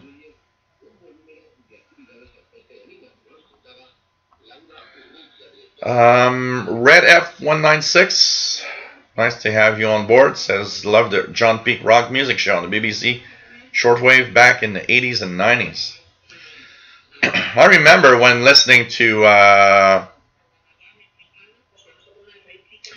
WRNO when it was Rock of the World, and from time to time I would tune it because I found it just cool to listen to rock music over shortwave rather than local FM stations. But WRNO, the Rock of the World, you guys remember that?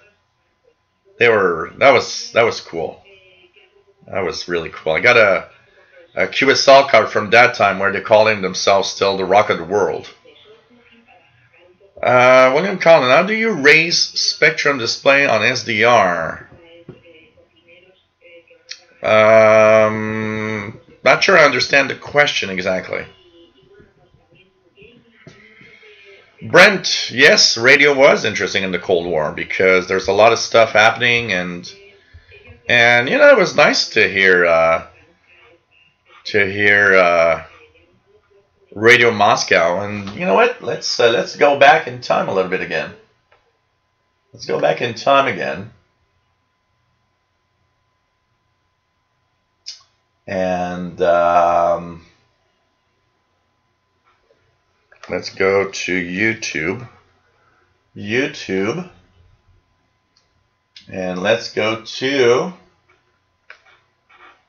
Radio Moscow Shortwave. So there's one of them here. This is the first part.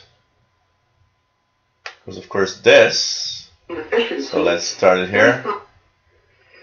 This is the North American service of Radio Moscow, broadcasting on 17.70, 15.45, 15.42, 15.14, 12.05. Look at all the frequencies. 9.76, 9.72, 9.70, 7.32, 7.18, 7.15, 7.11, and 6.11 megahertz.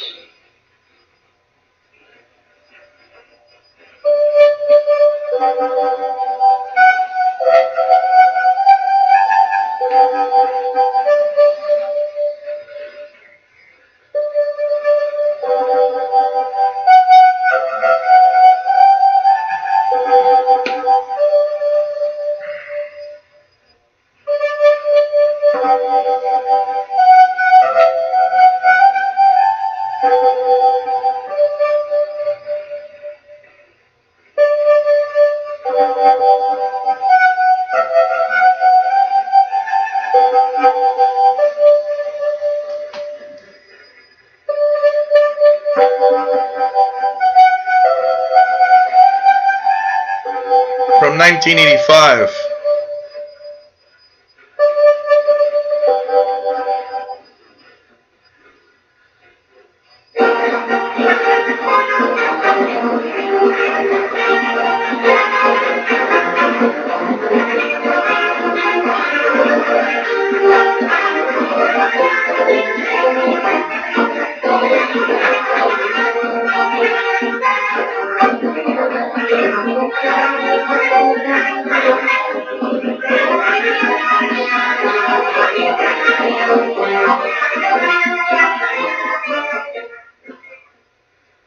This is Radio Moscow. Here's the news. First, the headlines. The Political Bureau of the Soviet Communist Party Central Committee has discussed practical issues of the country's home and foreign policy. There were anti-racist actions in South Africa to mark International Day of Struggle Against Racial Discrimination on Thursday. And Israeli troops have carried out new raids on populated centers in southern Lebanon. Amazing. And you listen to that and you realize that a lot of the news hasn't changed in 30 or 40 years. It's still the same countries doing the same thing to other countries. Of course, you guys remember Moscow Nights?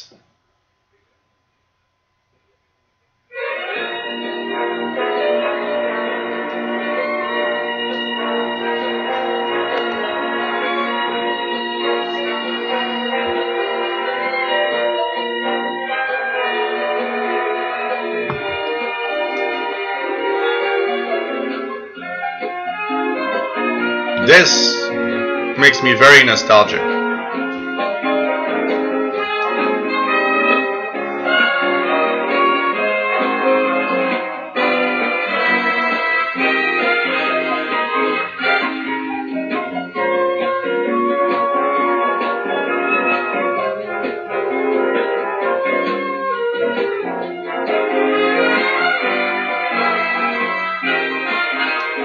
Amazing.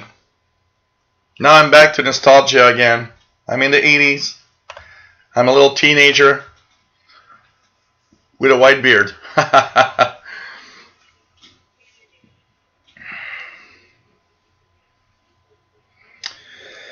Man, no, there's a lot of I never want to throw away my QSL cards either. And actually, I've been looking at some of those sites that actually do want to kind of preserve the QSL cards from people that die.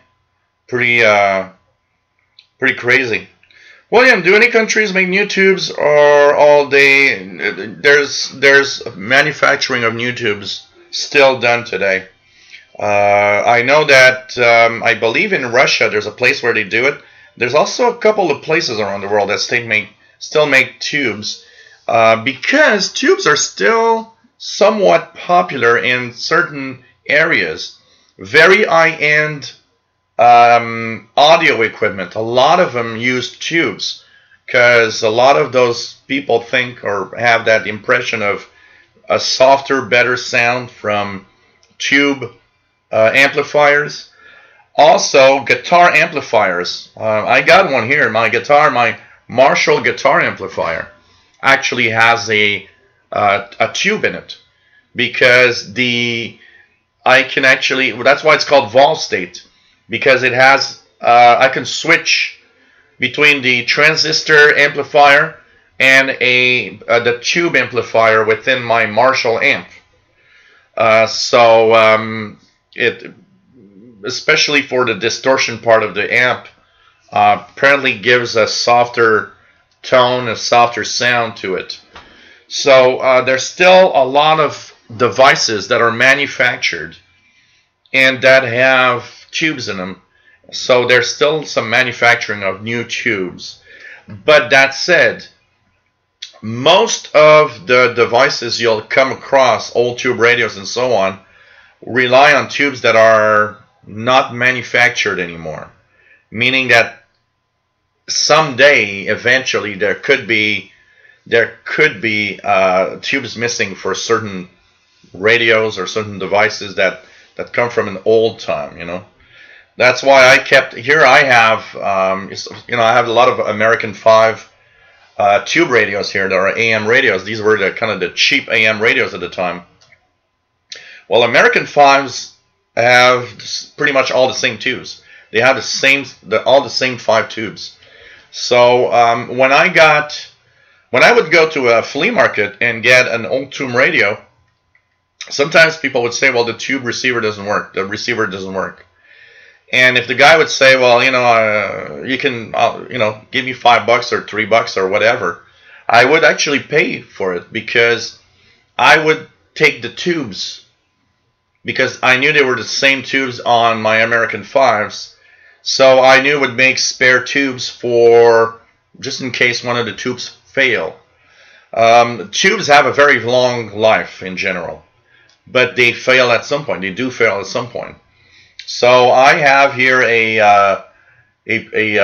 box. I actually have a box full of tubes here. I should probably take that out because I mean maybe there are tubes in there that I could put on eBay for sale and people would go nuts and buy them. And I mean, I had a box that the one I have here doesn't have that many tubes, but I remember I had a box at one point that had hundreds of tubes. I had probably 400 or 500 different tubes in there. I'm sure somebody somewhere, but that was way before eBay and all of that. Didn't come to mind that people might want that, and I was young and didn't think about what could be done. Danny, Shortwave Radio DX, nice to have you here. We'll be driving to Florida after this weekend to visit family. We'll be doing reception videos while he's there. He's going to take the Radio Wow R108, XH Data D808, Midland ER210, and the SDR Player SP1. Cool. I think you're going to have a lot of fun.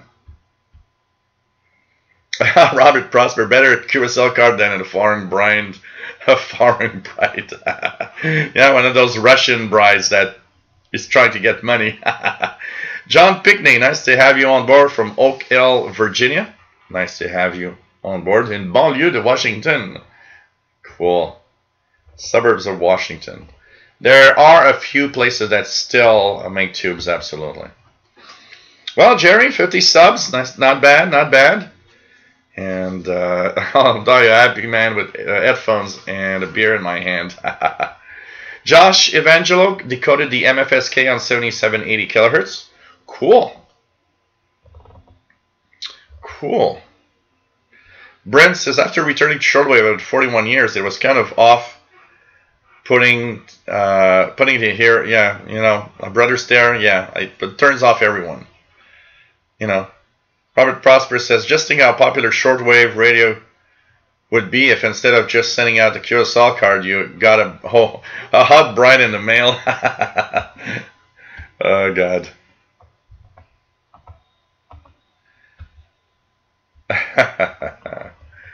RadioNet R tuning and SDR to me is not really catching that rare one because sometimes the SDR is located in the country that you're trying to catch.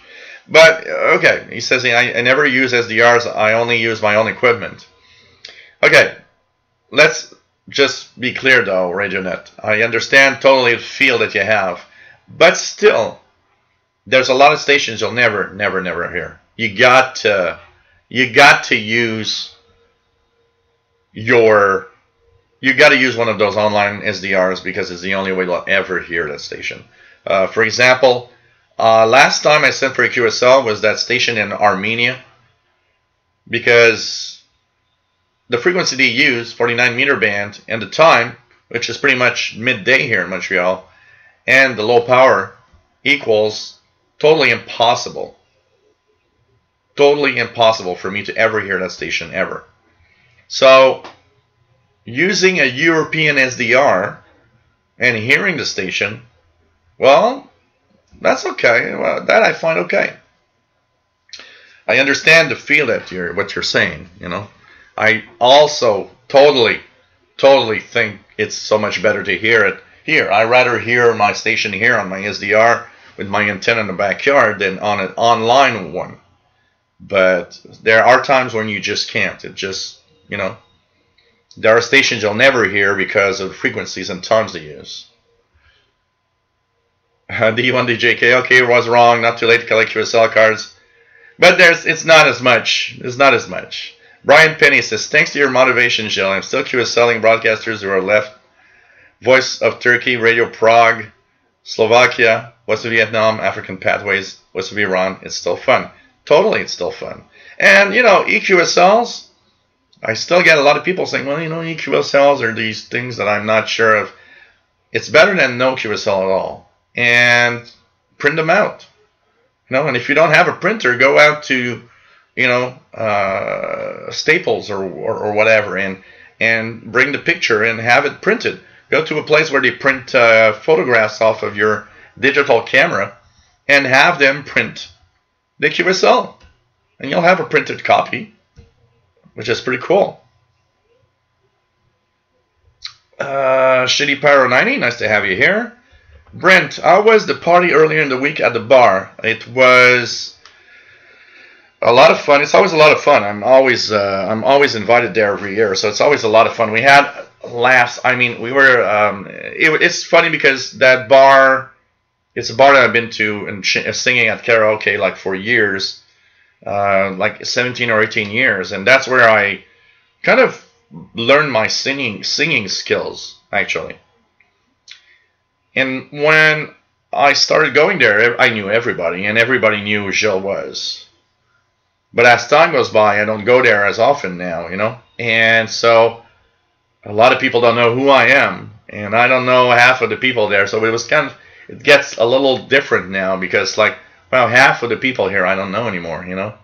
And the other half, well, you know, the staff has been there for a long time and so on. So it's different, but it's always fun, always a lot of fun. I didn't drink too much. I came back home at, I think it was 2 a.m. when I came back home. And I stopped drinking like at midnight. And after midnight, I didn't drink anymore. I actually kind of, because the guy that owns the bar is one of my best friends. And so I thought I'd give back to the fact that he actually invited me. So I spent about 2 hours from midnight to 2 a.m. with a broom, and I would actually pick up, you know, anything that fell on the floor and broken glasses from really drunk people and so on. So to make sure that it actually isn't too bad at the end. I thought, you know, I gotta, you know, I'm invited, and, you know, there's food and everything's free. I'll give back a little bit, you know. Let's go down. So David shared the show on Twitter. Cool. Let's go down. Let's go down.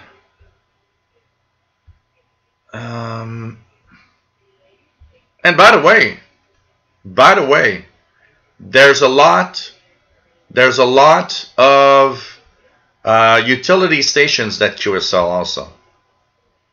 Okay, don't forget that. Okay, I'm really far. I'm really far. I'm gonna go real fast. Say hi to everybody. I need to go very, very soon. So anybody that I've missed there, tomorrow's a VHF UHF show on the other channel, the VHF UHF channel. Take care, Keegan and XN80Xer. Nice to have you here. Dino Blois, nice to have you on board from Miami. What else do we have? What else do we have? I'm going down, going down.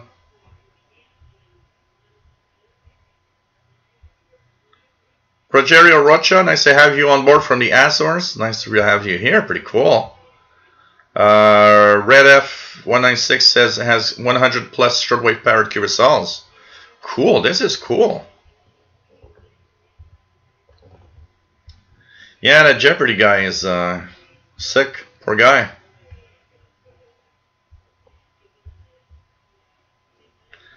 PLF Radio, yes. 31st of March included. So that means Sunday, when you wake up Sunday morning, all of your stations are going to be messed up in their frequencies and times. So you're going to have to check that out. Kimberly K6YL says, Shell, a few weeks ago, I almost had a YouTuber heart attack. I listened to you with my phone while traveling. I put my phone in my pocket and apparently pressed the thumbs down by mistake.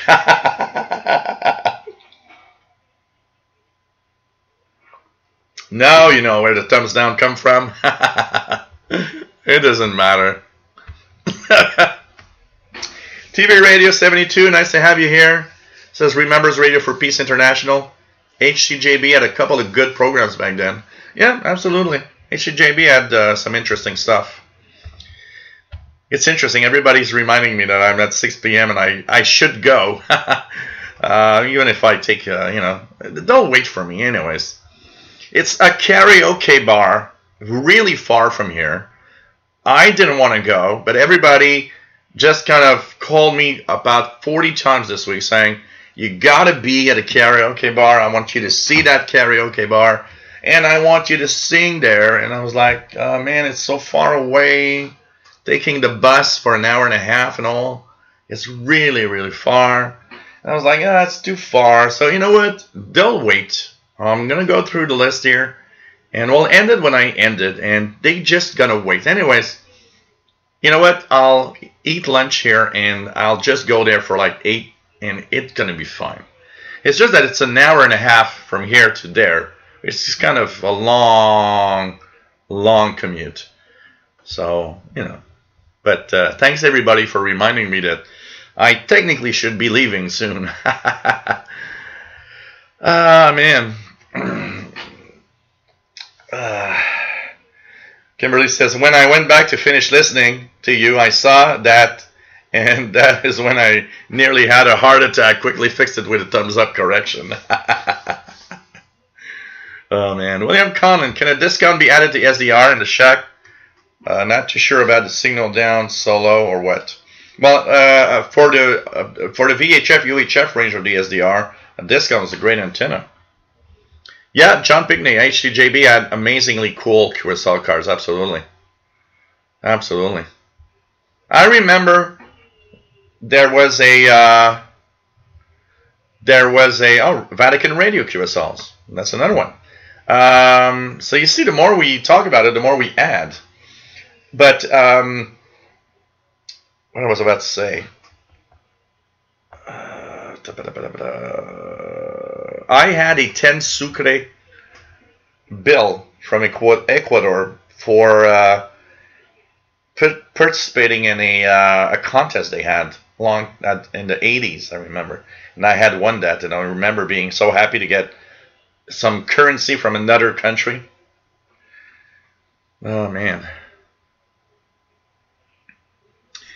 What else do we have? Chris Alpha Tango, nice to have you on board.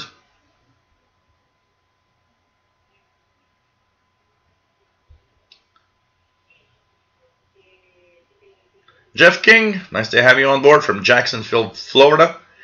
Jacksonville, Florida.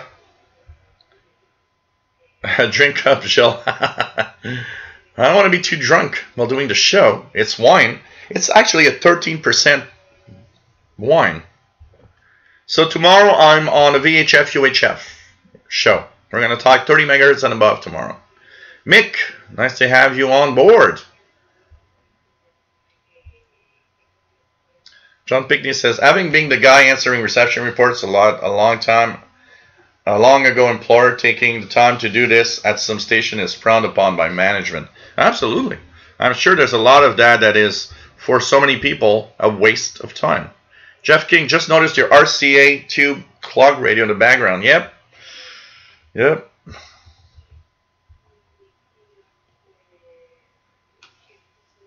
They still have IRCs at the post office? Well, I still remember going and purchasing IRCs and getting this look, the stare from the post office guy. Just wondering, what the hell am I talking about? Well, they're international radio, they're international reply coupons that you can exchange for stamps in other countries. And they always been very expensive. They were always very expensive. And I remember one time going to the post office, I had no idea what I was talking about. And then this old guy that's been working at the post office for like a long time came up and said, yeah, it's in that book. They're yellow. You'll see these yellow coupons. You got to stamp them when he pays so that they're valid. And the guy gave them to me and forgot to stamp them. And I didn't notice. And I get this reply back from a station saying, well, your IRCs aren't stamped. We can't do nothing with them. It's like, what? Seriously? But they're already sent. What the hell am I going to do? Get a refund because the guy didn't stamp him? He's just going to, you know, yeah, right.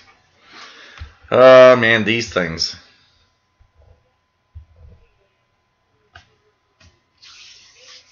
What is there? I'm pretty sure Equatorial Guinea does send QSLs. I'm pretty sure. Brandon Sexton, nice to have you here. Can you try to get RTU Radio 1 and long wave at your place? I never get these in here. It's way too noisy. It's way too noisy. And I've never received any long wave station from Europe. Never, ever. Yeah, Jerry, equality with weather from Nunavut is a challenge, and you can actually QSL them. So that would be a challenge and an interesting QSL. Shitty Pyro 90, thanks. Radio Romania R and the EQSL now. John Pickney, stuff is QSL, shortwave broadcasting, 4VEH, Kappa ECI 8C. I got one of their QSLs when they were on 4930. Oh man. Take care, Simon Templar. LR836, yes, Sheldon. In Antarctica, absolutely. It is a tough one. LR836 in Antarctica is a tough one. And it's been reported all week this week, by the way. If you guys want to try one, that's something. LR836 in Antarctica, which is in the Argentinian base, I believe. That's a tough one. And it's reported all week this week. People were reporting it. 15476. 15476. I tried twice. Had absolutely nothing here. So, you know.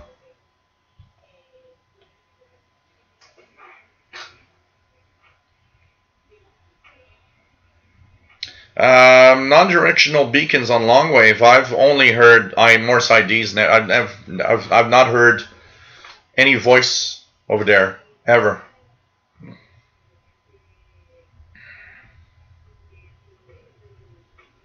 Mark S, nice to have you on board. M1EZJ, pretty cool. Pretty cool. Take care, Sheldon. It's nice to have you on board. Brent says, thanks, Joe, for playing Radio Moscow. Brings bad memories. Absolutely. Absolutely.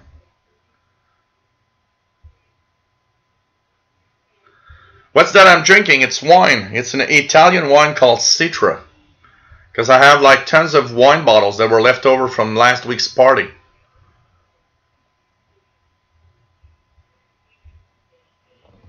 I love to listen to Radio Moscow actually in the 80s. It was one of those stations that was fun to listen to. Rufus Newt says, sounds like pasta carbonara here too. Gave me a craving, Joe. The three basic food groups, bacon, cheese, and pasta. You know, I only do that because I never buy bacon. Because it's kind of unhealthy and I like it, so I actually always eat too much bacon when bacon is available. So I never buy bacon except for when I do specific things, or if there's like a big sale on bacon and it's like, well, it's only $2.99 this week. Okay, I'll buy some bacon.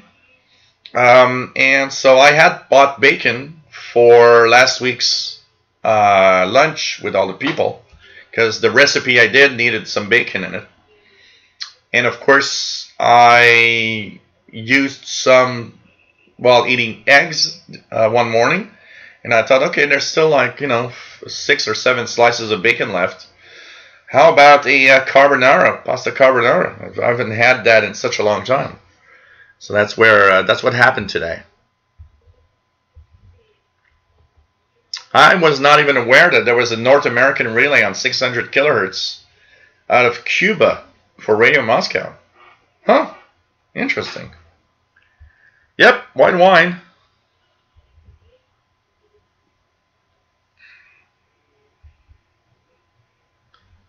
Yeah, I'm sure we still have, you know, I'm sure there's still my, there's still a something, you know, in Ottawa where they actually keep a file on me because I was listening to Radio Tirana, Shitty Pyro 90. Radio Tirana still issues QSL cards. I saw one about a month ago on one of the groups. If you guys listen to Radio Tirana via WRMI Relay, you'll get a QSL card.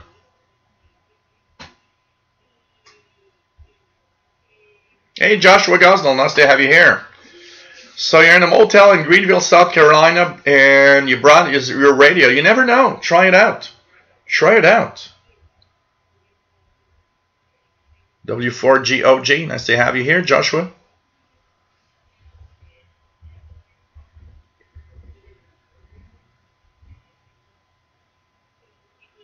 Right IRS says repair the Canadian Marconi console radio. Was surprised that the final output tube was a S6L6, a current production tube that is used in many guitar amps. I believe that's what I have in my Marshall amp, a 6L6. I believe that's what is in my Marshall amp right now. eBay, Brent, is not bad of a place for radio equipment, but be warned that a lot of the used equipment are overpriced, way overpriced. Can tell you that.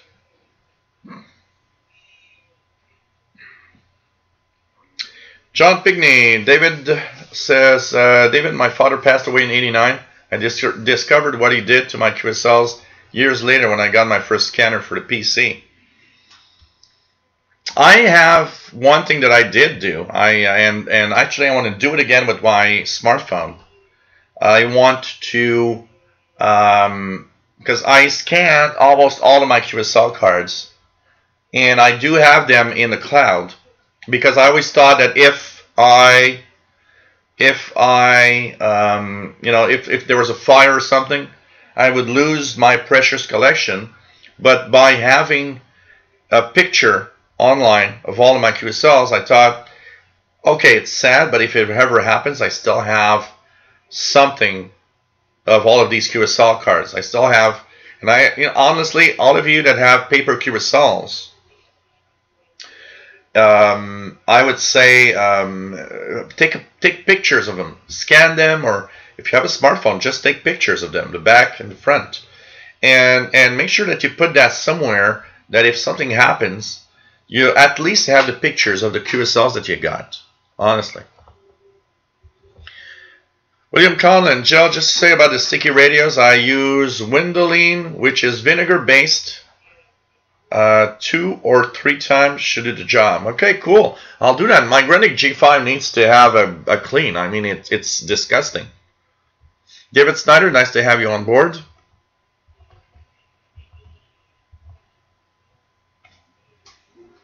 Who used to have a show called the Far Right Radio Review? That rings a bell or something. I'm trying to remember.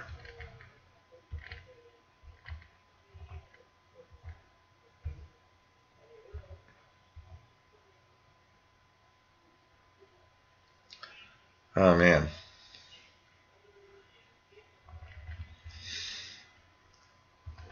What else do we have? How many antenna types do you currently have? Sean Smith. I have, outdoors I have 2 antennas. I have a sloper that is about 75 feet in my backyard. And I've got a mobile vertical, wideband mobile vertical, 30 megahertz to 1300 megahertz for the VHF, UHF stuff. So tomorrow, that is going to be the one that's plugged into the SDR rather than my sloper for the shortwave bands.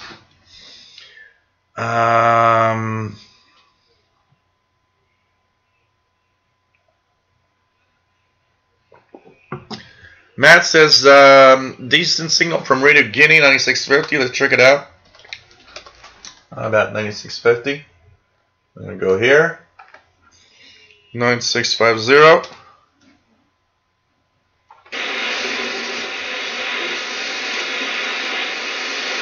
There's something there, but it's not very strong, honestly, here. That also is something you need to do, John Pickney. Digitize all the cassette tapes and stuff. That is very, very, very important. Look online. There are a few places where they actually will be happy. Shortwavelistening.com, SWLING.com is one website where you can actually send recordings. They have a very big list of recordings of shortwave stations. They will take them here for sure.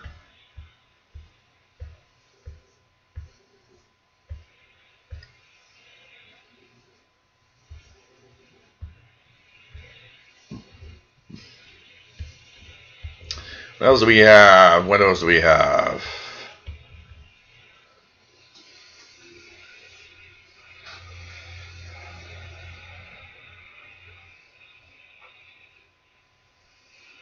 HCJB Radio Akbar Mufriha 9530. This one usually comes in well. 9530.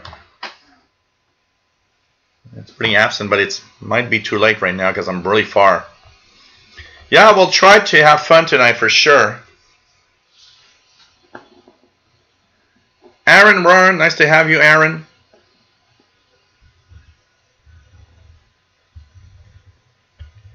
What else do we have? Thank you, Dana. Take care, VNF Sino. Tomorrow, VHF UHF show. Terry Cook, nice to have you here from Western Montana. Western Montana. Yep, we'll be there tomorrow for sure. I will have a. I just hate the 1 hour and a half going to that place, but yep. Yeah, we're gonna have to check that out for that Voice of Korea if it's true that they are leaving North American broadcasts. We'll only know Sunday or Monday, actually. Free banders, yeah, I've picked up a few. Listen from time to time. We need a karaoke live stream. Well, the Zoe bar does when I'm there, but apart from that, yeah. No problem, Matt. So Radio Guinea, 9650 kilohertz, Mickey Dalmage. Cool.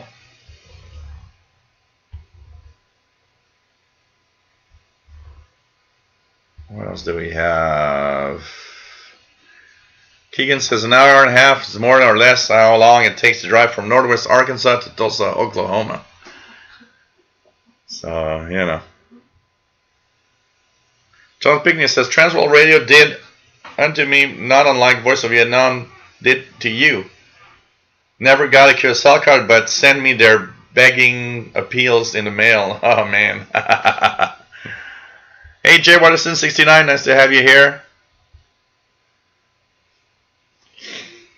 The hfcc.org website, D1DJK, will have pretty much everything. Mr. Paul is probably sleeping now. He was here early in the show.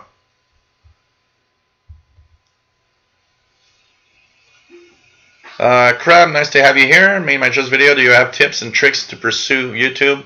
You inspire me. Just the first thing about YouTube is have fun. I think that's the most important thing. Have fun. And the rest will come with it. Just have fun. Oh man, John Pickney. I had to sign at least a dozen times for letters coming out of Eastern Bloc countries and Syria. I remember receiving a letter from Syria that I had to sign for. Syrian Arab. I had a QSL card that was apparently registered mail. I had to sign for the post office. I was like, what? And I can tell you one thing. When I had that happen, I immediately thought, is that some government thing? They want to have some some way of really, you know, letting me know, look, we know that you receive letters from these places, and they wanted to have some kind of proof or something. I don't know. TV Radio 72 says, same problem in my house. Too much interference on long wave. Absolutely. Thanks, BLF Radio, for sharing the HFCC website. Remember, it's not complete, so.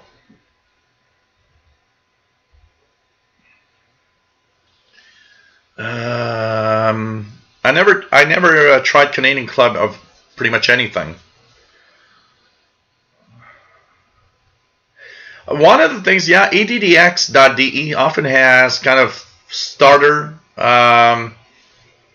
schedules, but they're often very inaccurate, though. Can tell you that.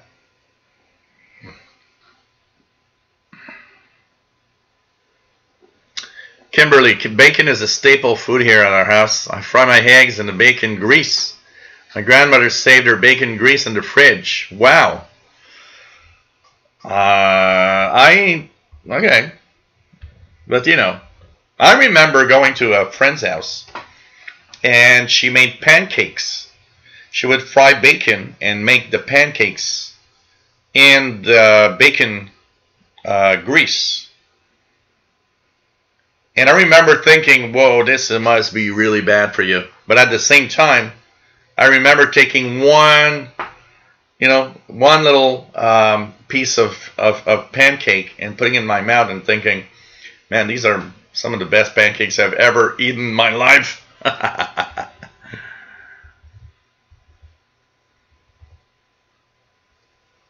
Yeah, and Namco for the portable receivers is really good on eBay, absolutely. Henry Casely, nice to have you on board, Henry, from Lewanminster, UK. G8TMH, nice to have you here. David Snyder, 9350. Isn't 9350 WWCR? Yeah, I think it's the WWCR. For sure. What else do we have? What else do we have? Terry Bendel, nice to have you here from London, Ontario, Canada. Pretty cool.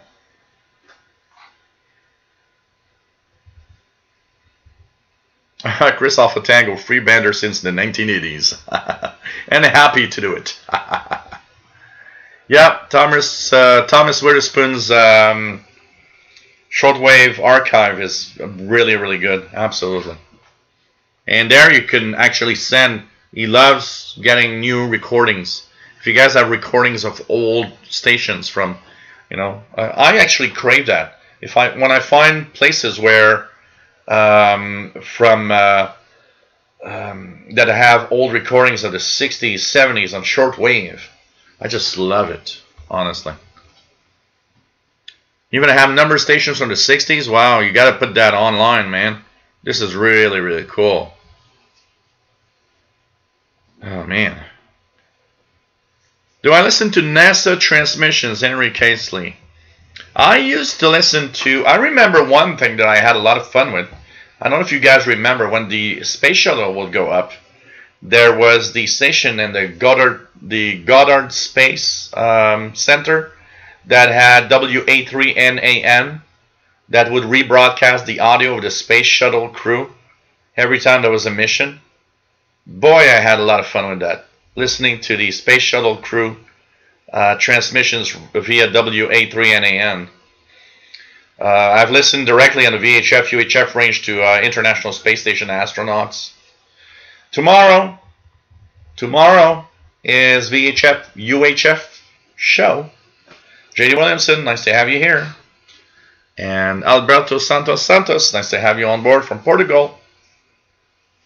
So tomorrow we have a VHF, UHF show.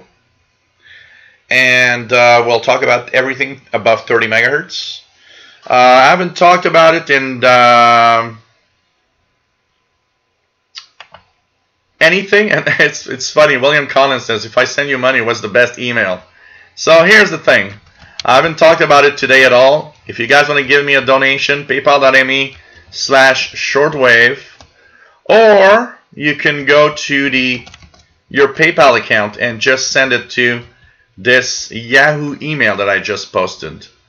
And of course, it's much appreciated. Your donations are helping me a lot. I don't know if you guys noticed today, it's darker than usual. My face is darker than usual. One of my main spots actually burned out today. It's a it's kind of a it's a 260 LED white LED spot, and I bought that, I guess, 4 years ago to do to have proper lighting in the live shows. And today I turned it on. It worked for 5 minutes, and I heard this weird noise, burnt smell, and it's gone and doesn't work anymore. So to give you guys an idea why it's important to support me, it's going to cost me, so it, you know, not only did it cost me $850 for Paul the cat that you guys all love, but I now need to spend $100 on a new spot that I'll be getting, that I actually did spend already. I should be getting it this week on Tuesday or Wednesday. So, you know, it's an operation that costs money, and I gotta pay the internet bill that costs a lot more money because I'm sending out HD video, so I gotta have a good internet access and unlimited data because I'm sending so much data and doing all the videos. And you know, if you look at my radio tips, I was at what, radio tip 25 now. A lot of people telling me, hey, these tips are so good. It's just so much fun to have all of that information. Well, if you do like that, think about it. I mean, look at, I'm asking for donations, but I'm not forcing anyone to give any money. I'm not, going to have only shows for people that pay. I don't like that style of doing things. I don't want to be, people say, hey, why don't you use the chat, the super chat? It's like, I don't like having people that pay for things that because they have money and that others could not, So you know what? Think about it. I mean, I'm spending $100 more now on a spot that burned out. It cost me a lot of money, and I'm still here. And I do have, of course, I have, monetization of the YouTube channel, absolutely. But still, your donations are helping a lot. So thanks everybody for sure. So Paul, small update. Paul is okay. Before I go, we're going to talk about Paul a little bit again for those that weren't here at the beginning. So Paul swallowed something outdoors. He came back in, and he was drooling like crazy, and you could hear that he was at a lot of difficulty actually breathing. And he was in total panic. I mean, I can't even describe the way that he was looking at me, how panicked the little guy was.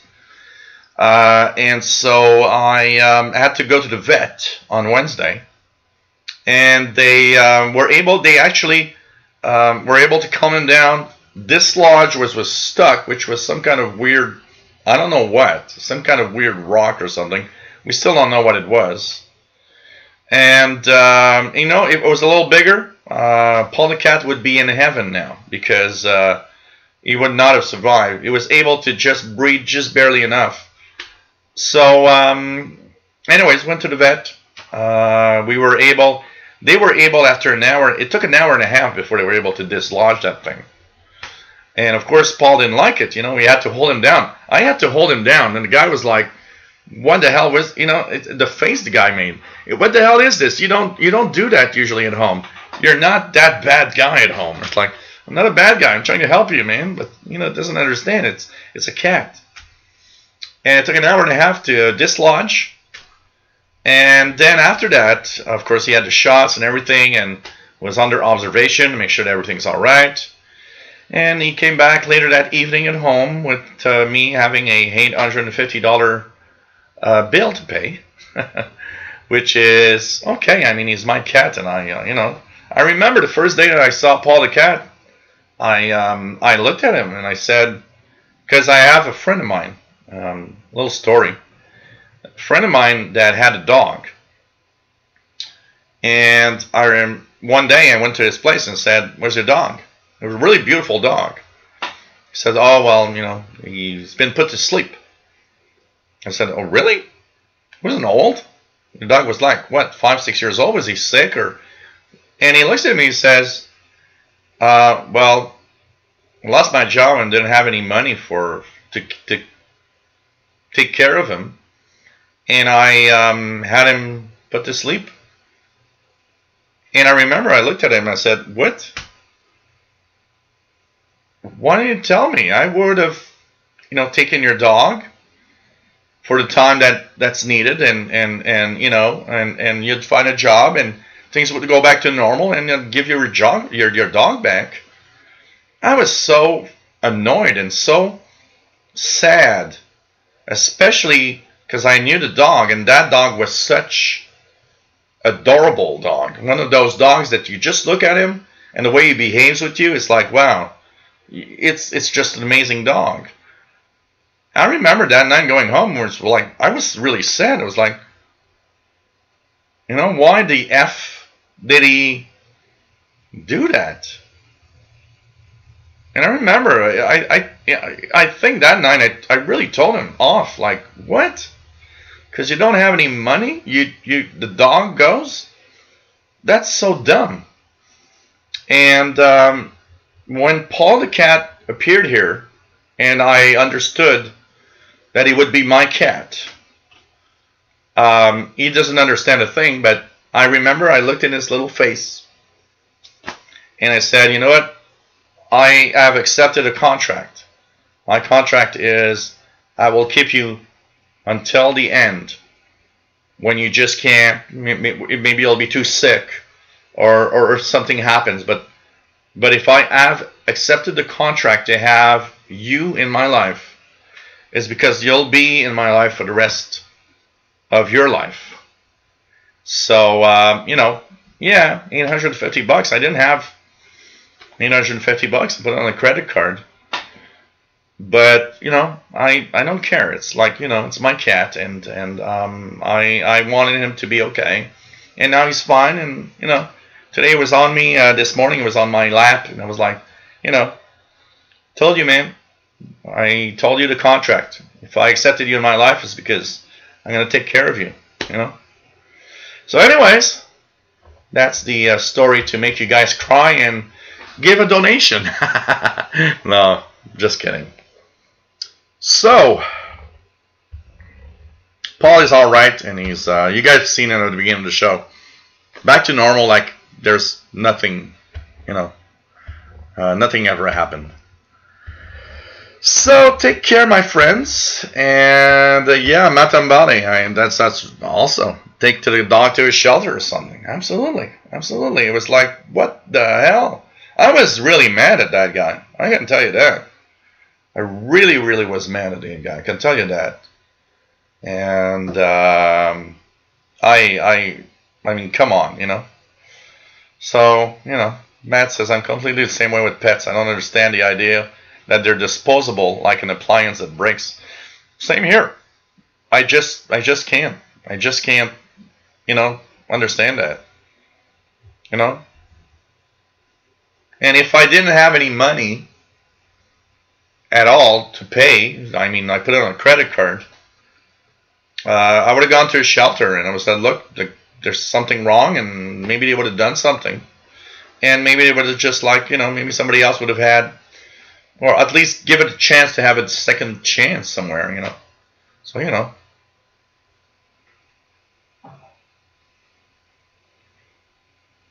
But you know, Moderator DX says, I would have thought that there should be a genuine reason to put a pet down, and not allowing because an owner cannot look after them anymore. Well, I'm the same thing here. I mean, there's obviously a limit. There was a newspaper article a month or two back, and they were talking about that, the cost of having animals. I mean, it's not free. I mean, Paul the cat eats and needs care and all of that. I mean, there is a cost to having an animal. And you know what? If you're not capable of taking care of an animal, you should not have an animal ever. I used to have a bird here. I used to have a cockatiel. I believe if you guys go in some of my early videos from like 5 years ago, you guys are gonna see it. There's I had a cockatiel, and that cockatiel, same story. That cockatiel I had him for 25 years. He was a friend's bird, and that guy had a job where he would go all the time, and the bird was always alone. And he started plucking his feathers, because a cockatiel is an intelligent bird, and if there's nobody around to stimulate, they get bored and they start doing things like that.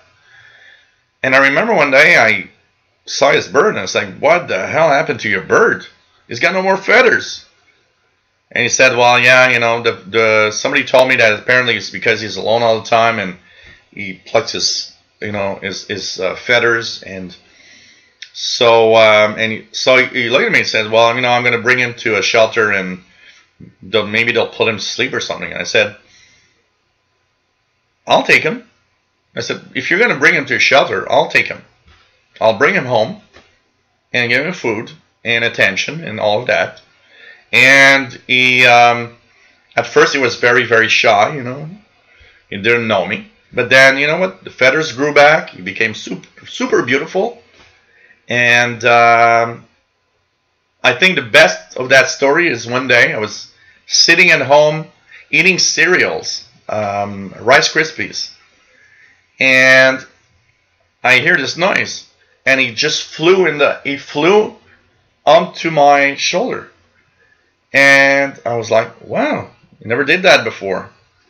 And I remember he came down, and I had the bowl of Rice Krispies, and he would take the ones on top that didn't have milk in it, and he would crunch them and eat them. And for years it was like that, and it was really cool. Well, I had that little guy for 25 years. 25 years. He actually died in his cage of old age or whatever. I woke up one morning because I heard a noise, and the noise was he fell from where he was standing, and he fell down the cage. And I looked at him, and it was like he wasn't moving anymore, doing anything anymore. And I was like, okay, little fella, I think you're gone now. I did have him for 25 years. I mean, if I have an animal, I have an animal, and I'm going to take care of it. So anyways, before everybody starts crying, I need to go at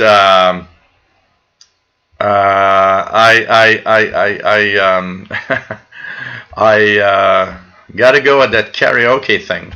You know, I don't really feel, you guys can see, you know, it's almost 7.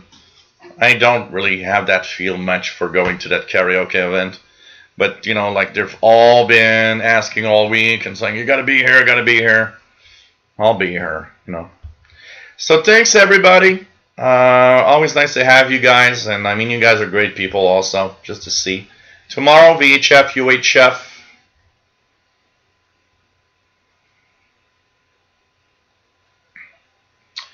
Oh man. John Pickney says when his XX YL left him, he was more angry that she took the dog. Yeah, I bet. Can tell you that. I bet.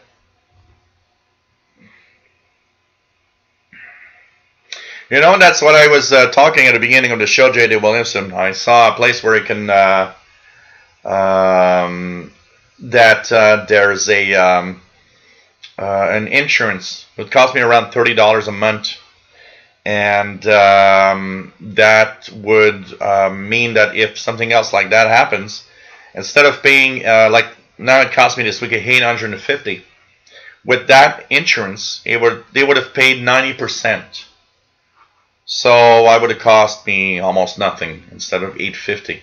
So I'm thinking of actually subscribing to that cat insurance. Yeah, Mick says, I've heard your parrot in a couple of older videos. Absolutely. Some videos you hear him, and I have a couple of videos where you actually see him. So, you know. Yeah, Antarctica DXer. I adopted it because the guy didn't have any, you know, he didn't take care of him. And I thought, well, you know, okay, I'll take care of him.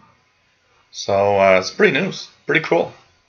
25 years, which is very old because I went to, it's so funny because I gave, you guys are going to find it funny, I gave barbecue chips. He liked Ruffles, and he also liked Doritos. And I remember one day in a pet shop when we were talking about birds, the pet shop owner says, well, you don't give him Doritos, he's going to die young. And I looked at him and said, well, I gave him Doritos about once a week, and he lived 25 years. And he looked at him, he's like, 25? I said, yep.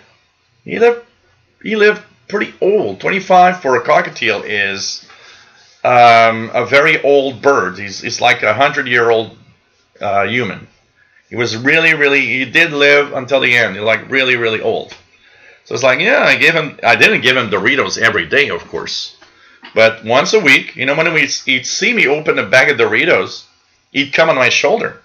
Because he immediately wanted to have Doritos. I can tell you that. Oh, man. Hey, Scott in 5XDC, nice to have you here. And yeah, I'm going to sing my heart out tonight. Totally. I need to. Have a little, you know, a little part of my 2018 life where I was a little sad came back to life this week, and it made me down a little bit, but you know.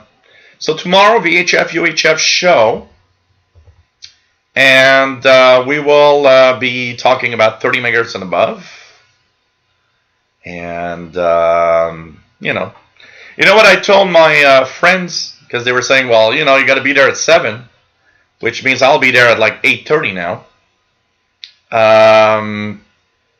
I told everybody, I said, I got a live show, and that's my life, and it's my job. And they're like, well, you got to finish early. I was like, yeah, it's my job. You know, and one of the friends works in the hospital, and I told her, are you going to finish early to go to the bar? And she said, no. Then why the hell do I need to finish early my live show? Because I need to go to the bar. It's my work. It's my job. And she's like, yeah, okay, you got me there. It's okay. So take care, my friends, and love you all. And Scott says, put on a special show and we raise that 850. Nah, I don't like doing that kind of things, you know. Give you donations tonight if you like what I did. Help me out a little bit with Mr. Paul the Cat, if you wish to. I know you guys love him a lot, but I'm not, you know, it's okay. So take care, my friends. Love you all. I'm heading to karaoke now, and we'll be singing my heart out. Hey, Headshot, nice to have you on board. Yeah, I told her. I mean, did you leave your job for a bar? No, this is my job, and people like what I do. So, you know, I thought about 2 hours, but it's like I actually told them if at 2 hours I have nothing to say, yeah, okay. But, you know, if it goes and it's like a 3-hour show, it's a 3-hour show. I don't care. So, you know what? We're almost at 3 hours. I'll be there at like 8:30. Take care, my friends. Love you all. I'll be singing. What I'll be singing? Sing some Foo Fighters. I've never sang Foo Fighters songs ever. Maybe I should look into that. I probably will sing some tonight. I'll sing some Billy Idol. I don't know. I've never been to that place, so I don't know how many songs I'll be able to sing in one evening, but if I have enough time, I'll be singing some Green Day, Billy Idol, maybe some U2, some Coldplay, and I mean I sing so many songs. It might be even some David Bowie, The Doors, stuff like that. So take care, my friends. Hey, KC9KUH, it's nice to have you here. Take care, my friends. Love you all. Stay safe. Tomorrow, VHF UHF show. Oh yes, MCCR. Yeah. I see a bad moon rising. So Neil Diamond, Sweet Caroline. So anyways, take care, my friends. Green Day, yeah, you know, stuff like that. I never saw Green Day live. I would like to see Green Day. I can tell you that. Muse, I sometimes do Muse. So, you know. And pipes are already in tune for the night. Yep, absolutely. You know, it's like, come on, baby, light my fire. Stuff like that. I like to, one of the songs that I love to sing that's kind of slower is Riders on the Storm. Into this house we're born. Coldplay. I have a lot of songs from Coldplay. It's like one of them that I like is In my place, with lines that I gotta change. I won't sing too long, because when I sing, if I sing too long, they actually flag the copyright on my channel. So it probably means Deep Purple, how smoke on the water. Yeah, stuff like that. So anyways, take care, my friends. You know what? I'm having so much fun that if it wasn't for that, we would continue on for at least an hour. I'm kind of in it tonight. It's funny because it's one of those things where you're like, well, I'm in it. I kind of find it, you know, kind of cool. And it's like, oh yeah, Eyes Without a Face is an amazing song, actually. Eyes Without a Face is an amazing song. I will sing from Billy Idol. I sing Eyes Without a Face. I sing Dancing with Myself. Dancing with myself, oh, dancing with myself. And there's nothing to lose and there's nothing to prove, and I'm a dancing. Yep. White Wedding. That's a classic. It's one of the first. White Wedding is one of the first songs I've ever sang, I believe, from Billy Idol. I could do Money, but I almost never do that one. Money. That's a good one. There's things also like Born to be Wild. Radio Gaga by Queen. That's a nice radio song. But the problem with Queen is Freddie Mercury sings so high. I have a voice that goes pretty high, but not high enough to sing some Queen. Freddie Mercury has that voice really, really high. Pretty amazing. Yeah, Steppenwolf. Born to be Wild. There's a lot of stuff like that. I probably easily sing maybe 400 or 500 songs. But you know, when you go to a karaoke bar, it's always the same thing. You sing 400 songs, but you get in front of the catalog to choose your song. You're like, okay, what am I going to sing tonight? I don't know. But I've never been there. And I don't know. We'll see what that bar is all about. It's a friend of mine that lives down in the west end of the city. And that goes there all the time. Said, oh, you got to come here, because she came to the Zoe bar next to where I live here a couple of times. And so she's like, you know, you got to come to my bar now, because you've been there. Oh, Roy Orbison is nice, yeah. Pretty Woman. It's a nice pretty woman like I got to meet. I never sang some White Snakes, I gotta say. Roy Orbison has yeah, some of the songs What's the name of that song? I was alright for a while. I was right for a while when I saw her last night and held my hand so tight. Crying. Thank you, Matt. Crying. But it's a great song, but man, he goes high on that one. At the end, you two, I'll sing With or Without You. With or Without You. And I'll sing, I sing 5 or 6 songs from YouTube. Desire, I sing, I'm trying to remember it, but you know. So I guess I'm getting into karaoke mode tonight. So, take care, guys. You know what? We did 3 hours anyway. So, at least. Thanks for those that have donated. And see you tomorrow. VHF, UHF show. And, of course, I've just thought of a artist. Brian Adams. Back in the summer of '69. Oh, yeah. So, take care. Have a great night, guys. And we are going to be back tomorrow. And yes, if I have a raspy and a voice that's a little, you know, broken at times, might be because I sang my heart out a little too much, or I drank a little too much alcohol while singing songs. So take care, my friends. Stay safe, and see you tomorrow. VHF UHF show. Stay safe. Love you all, by the way. And take care. Bye-bye.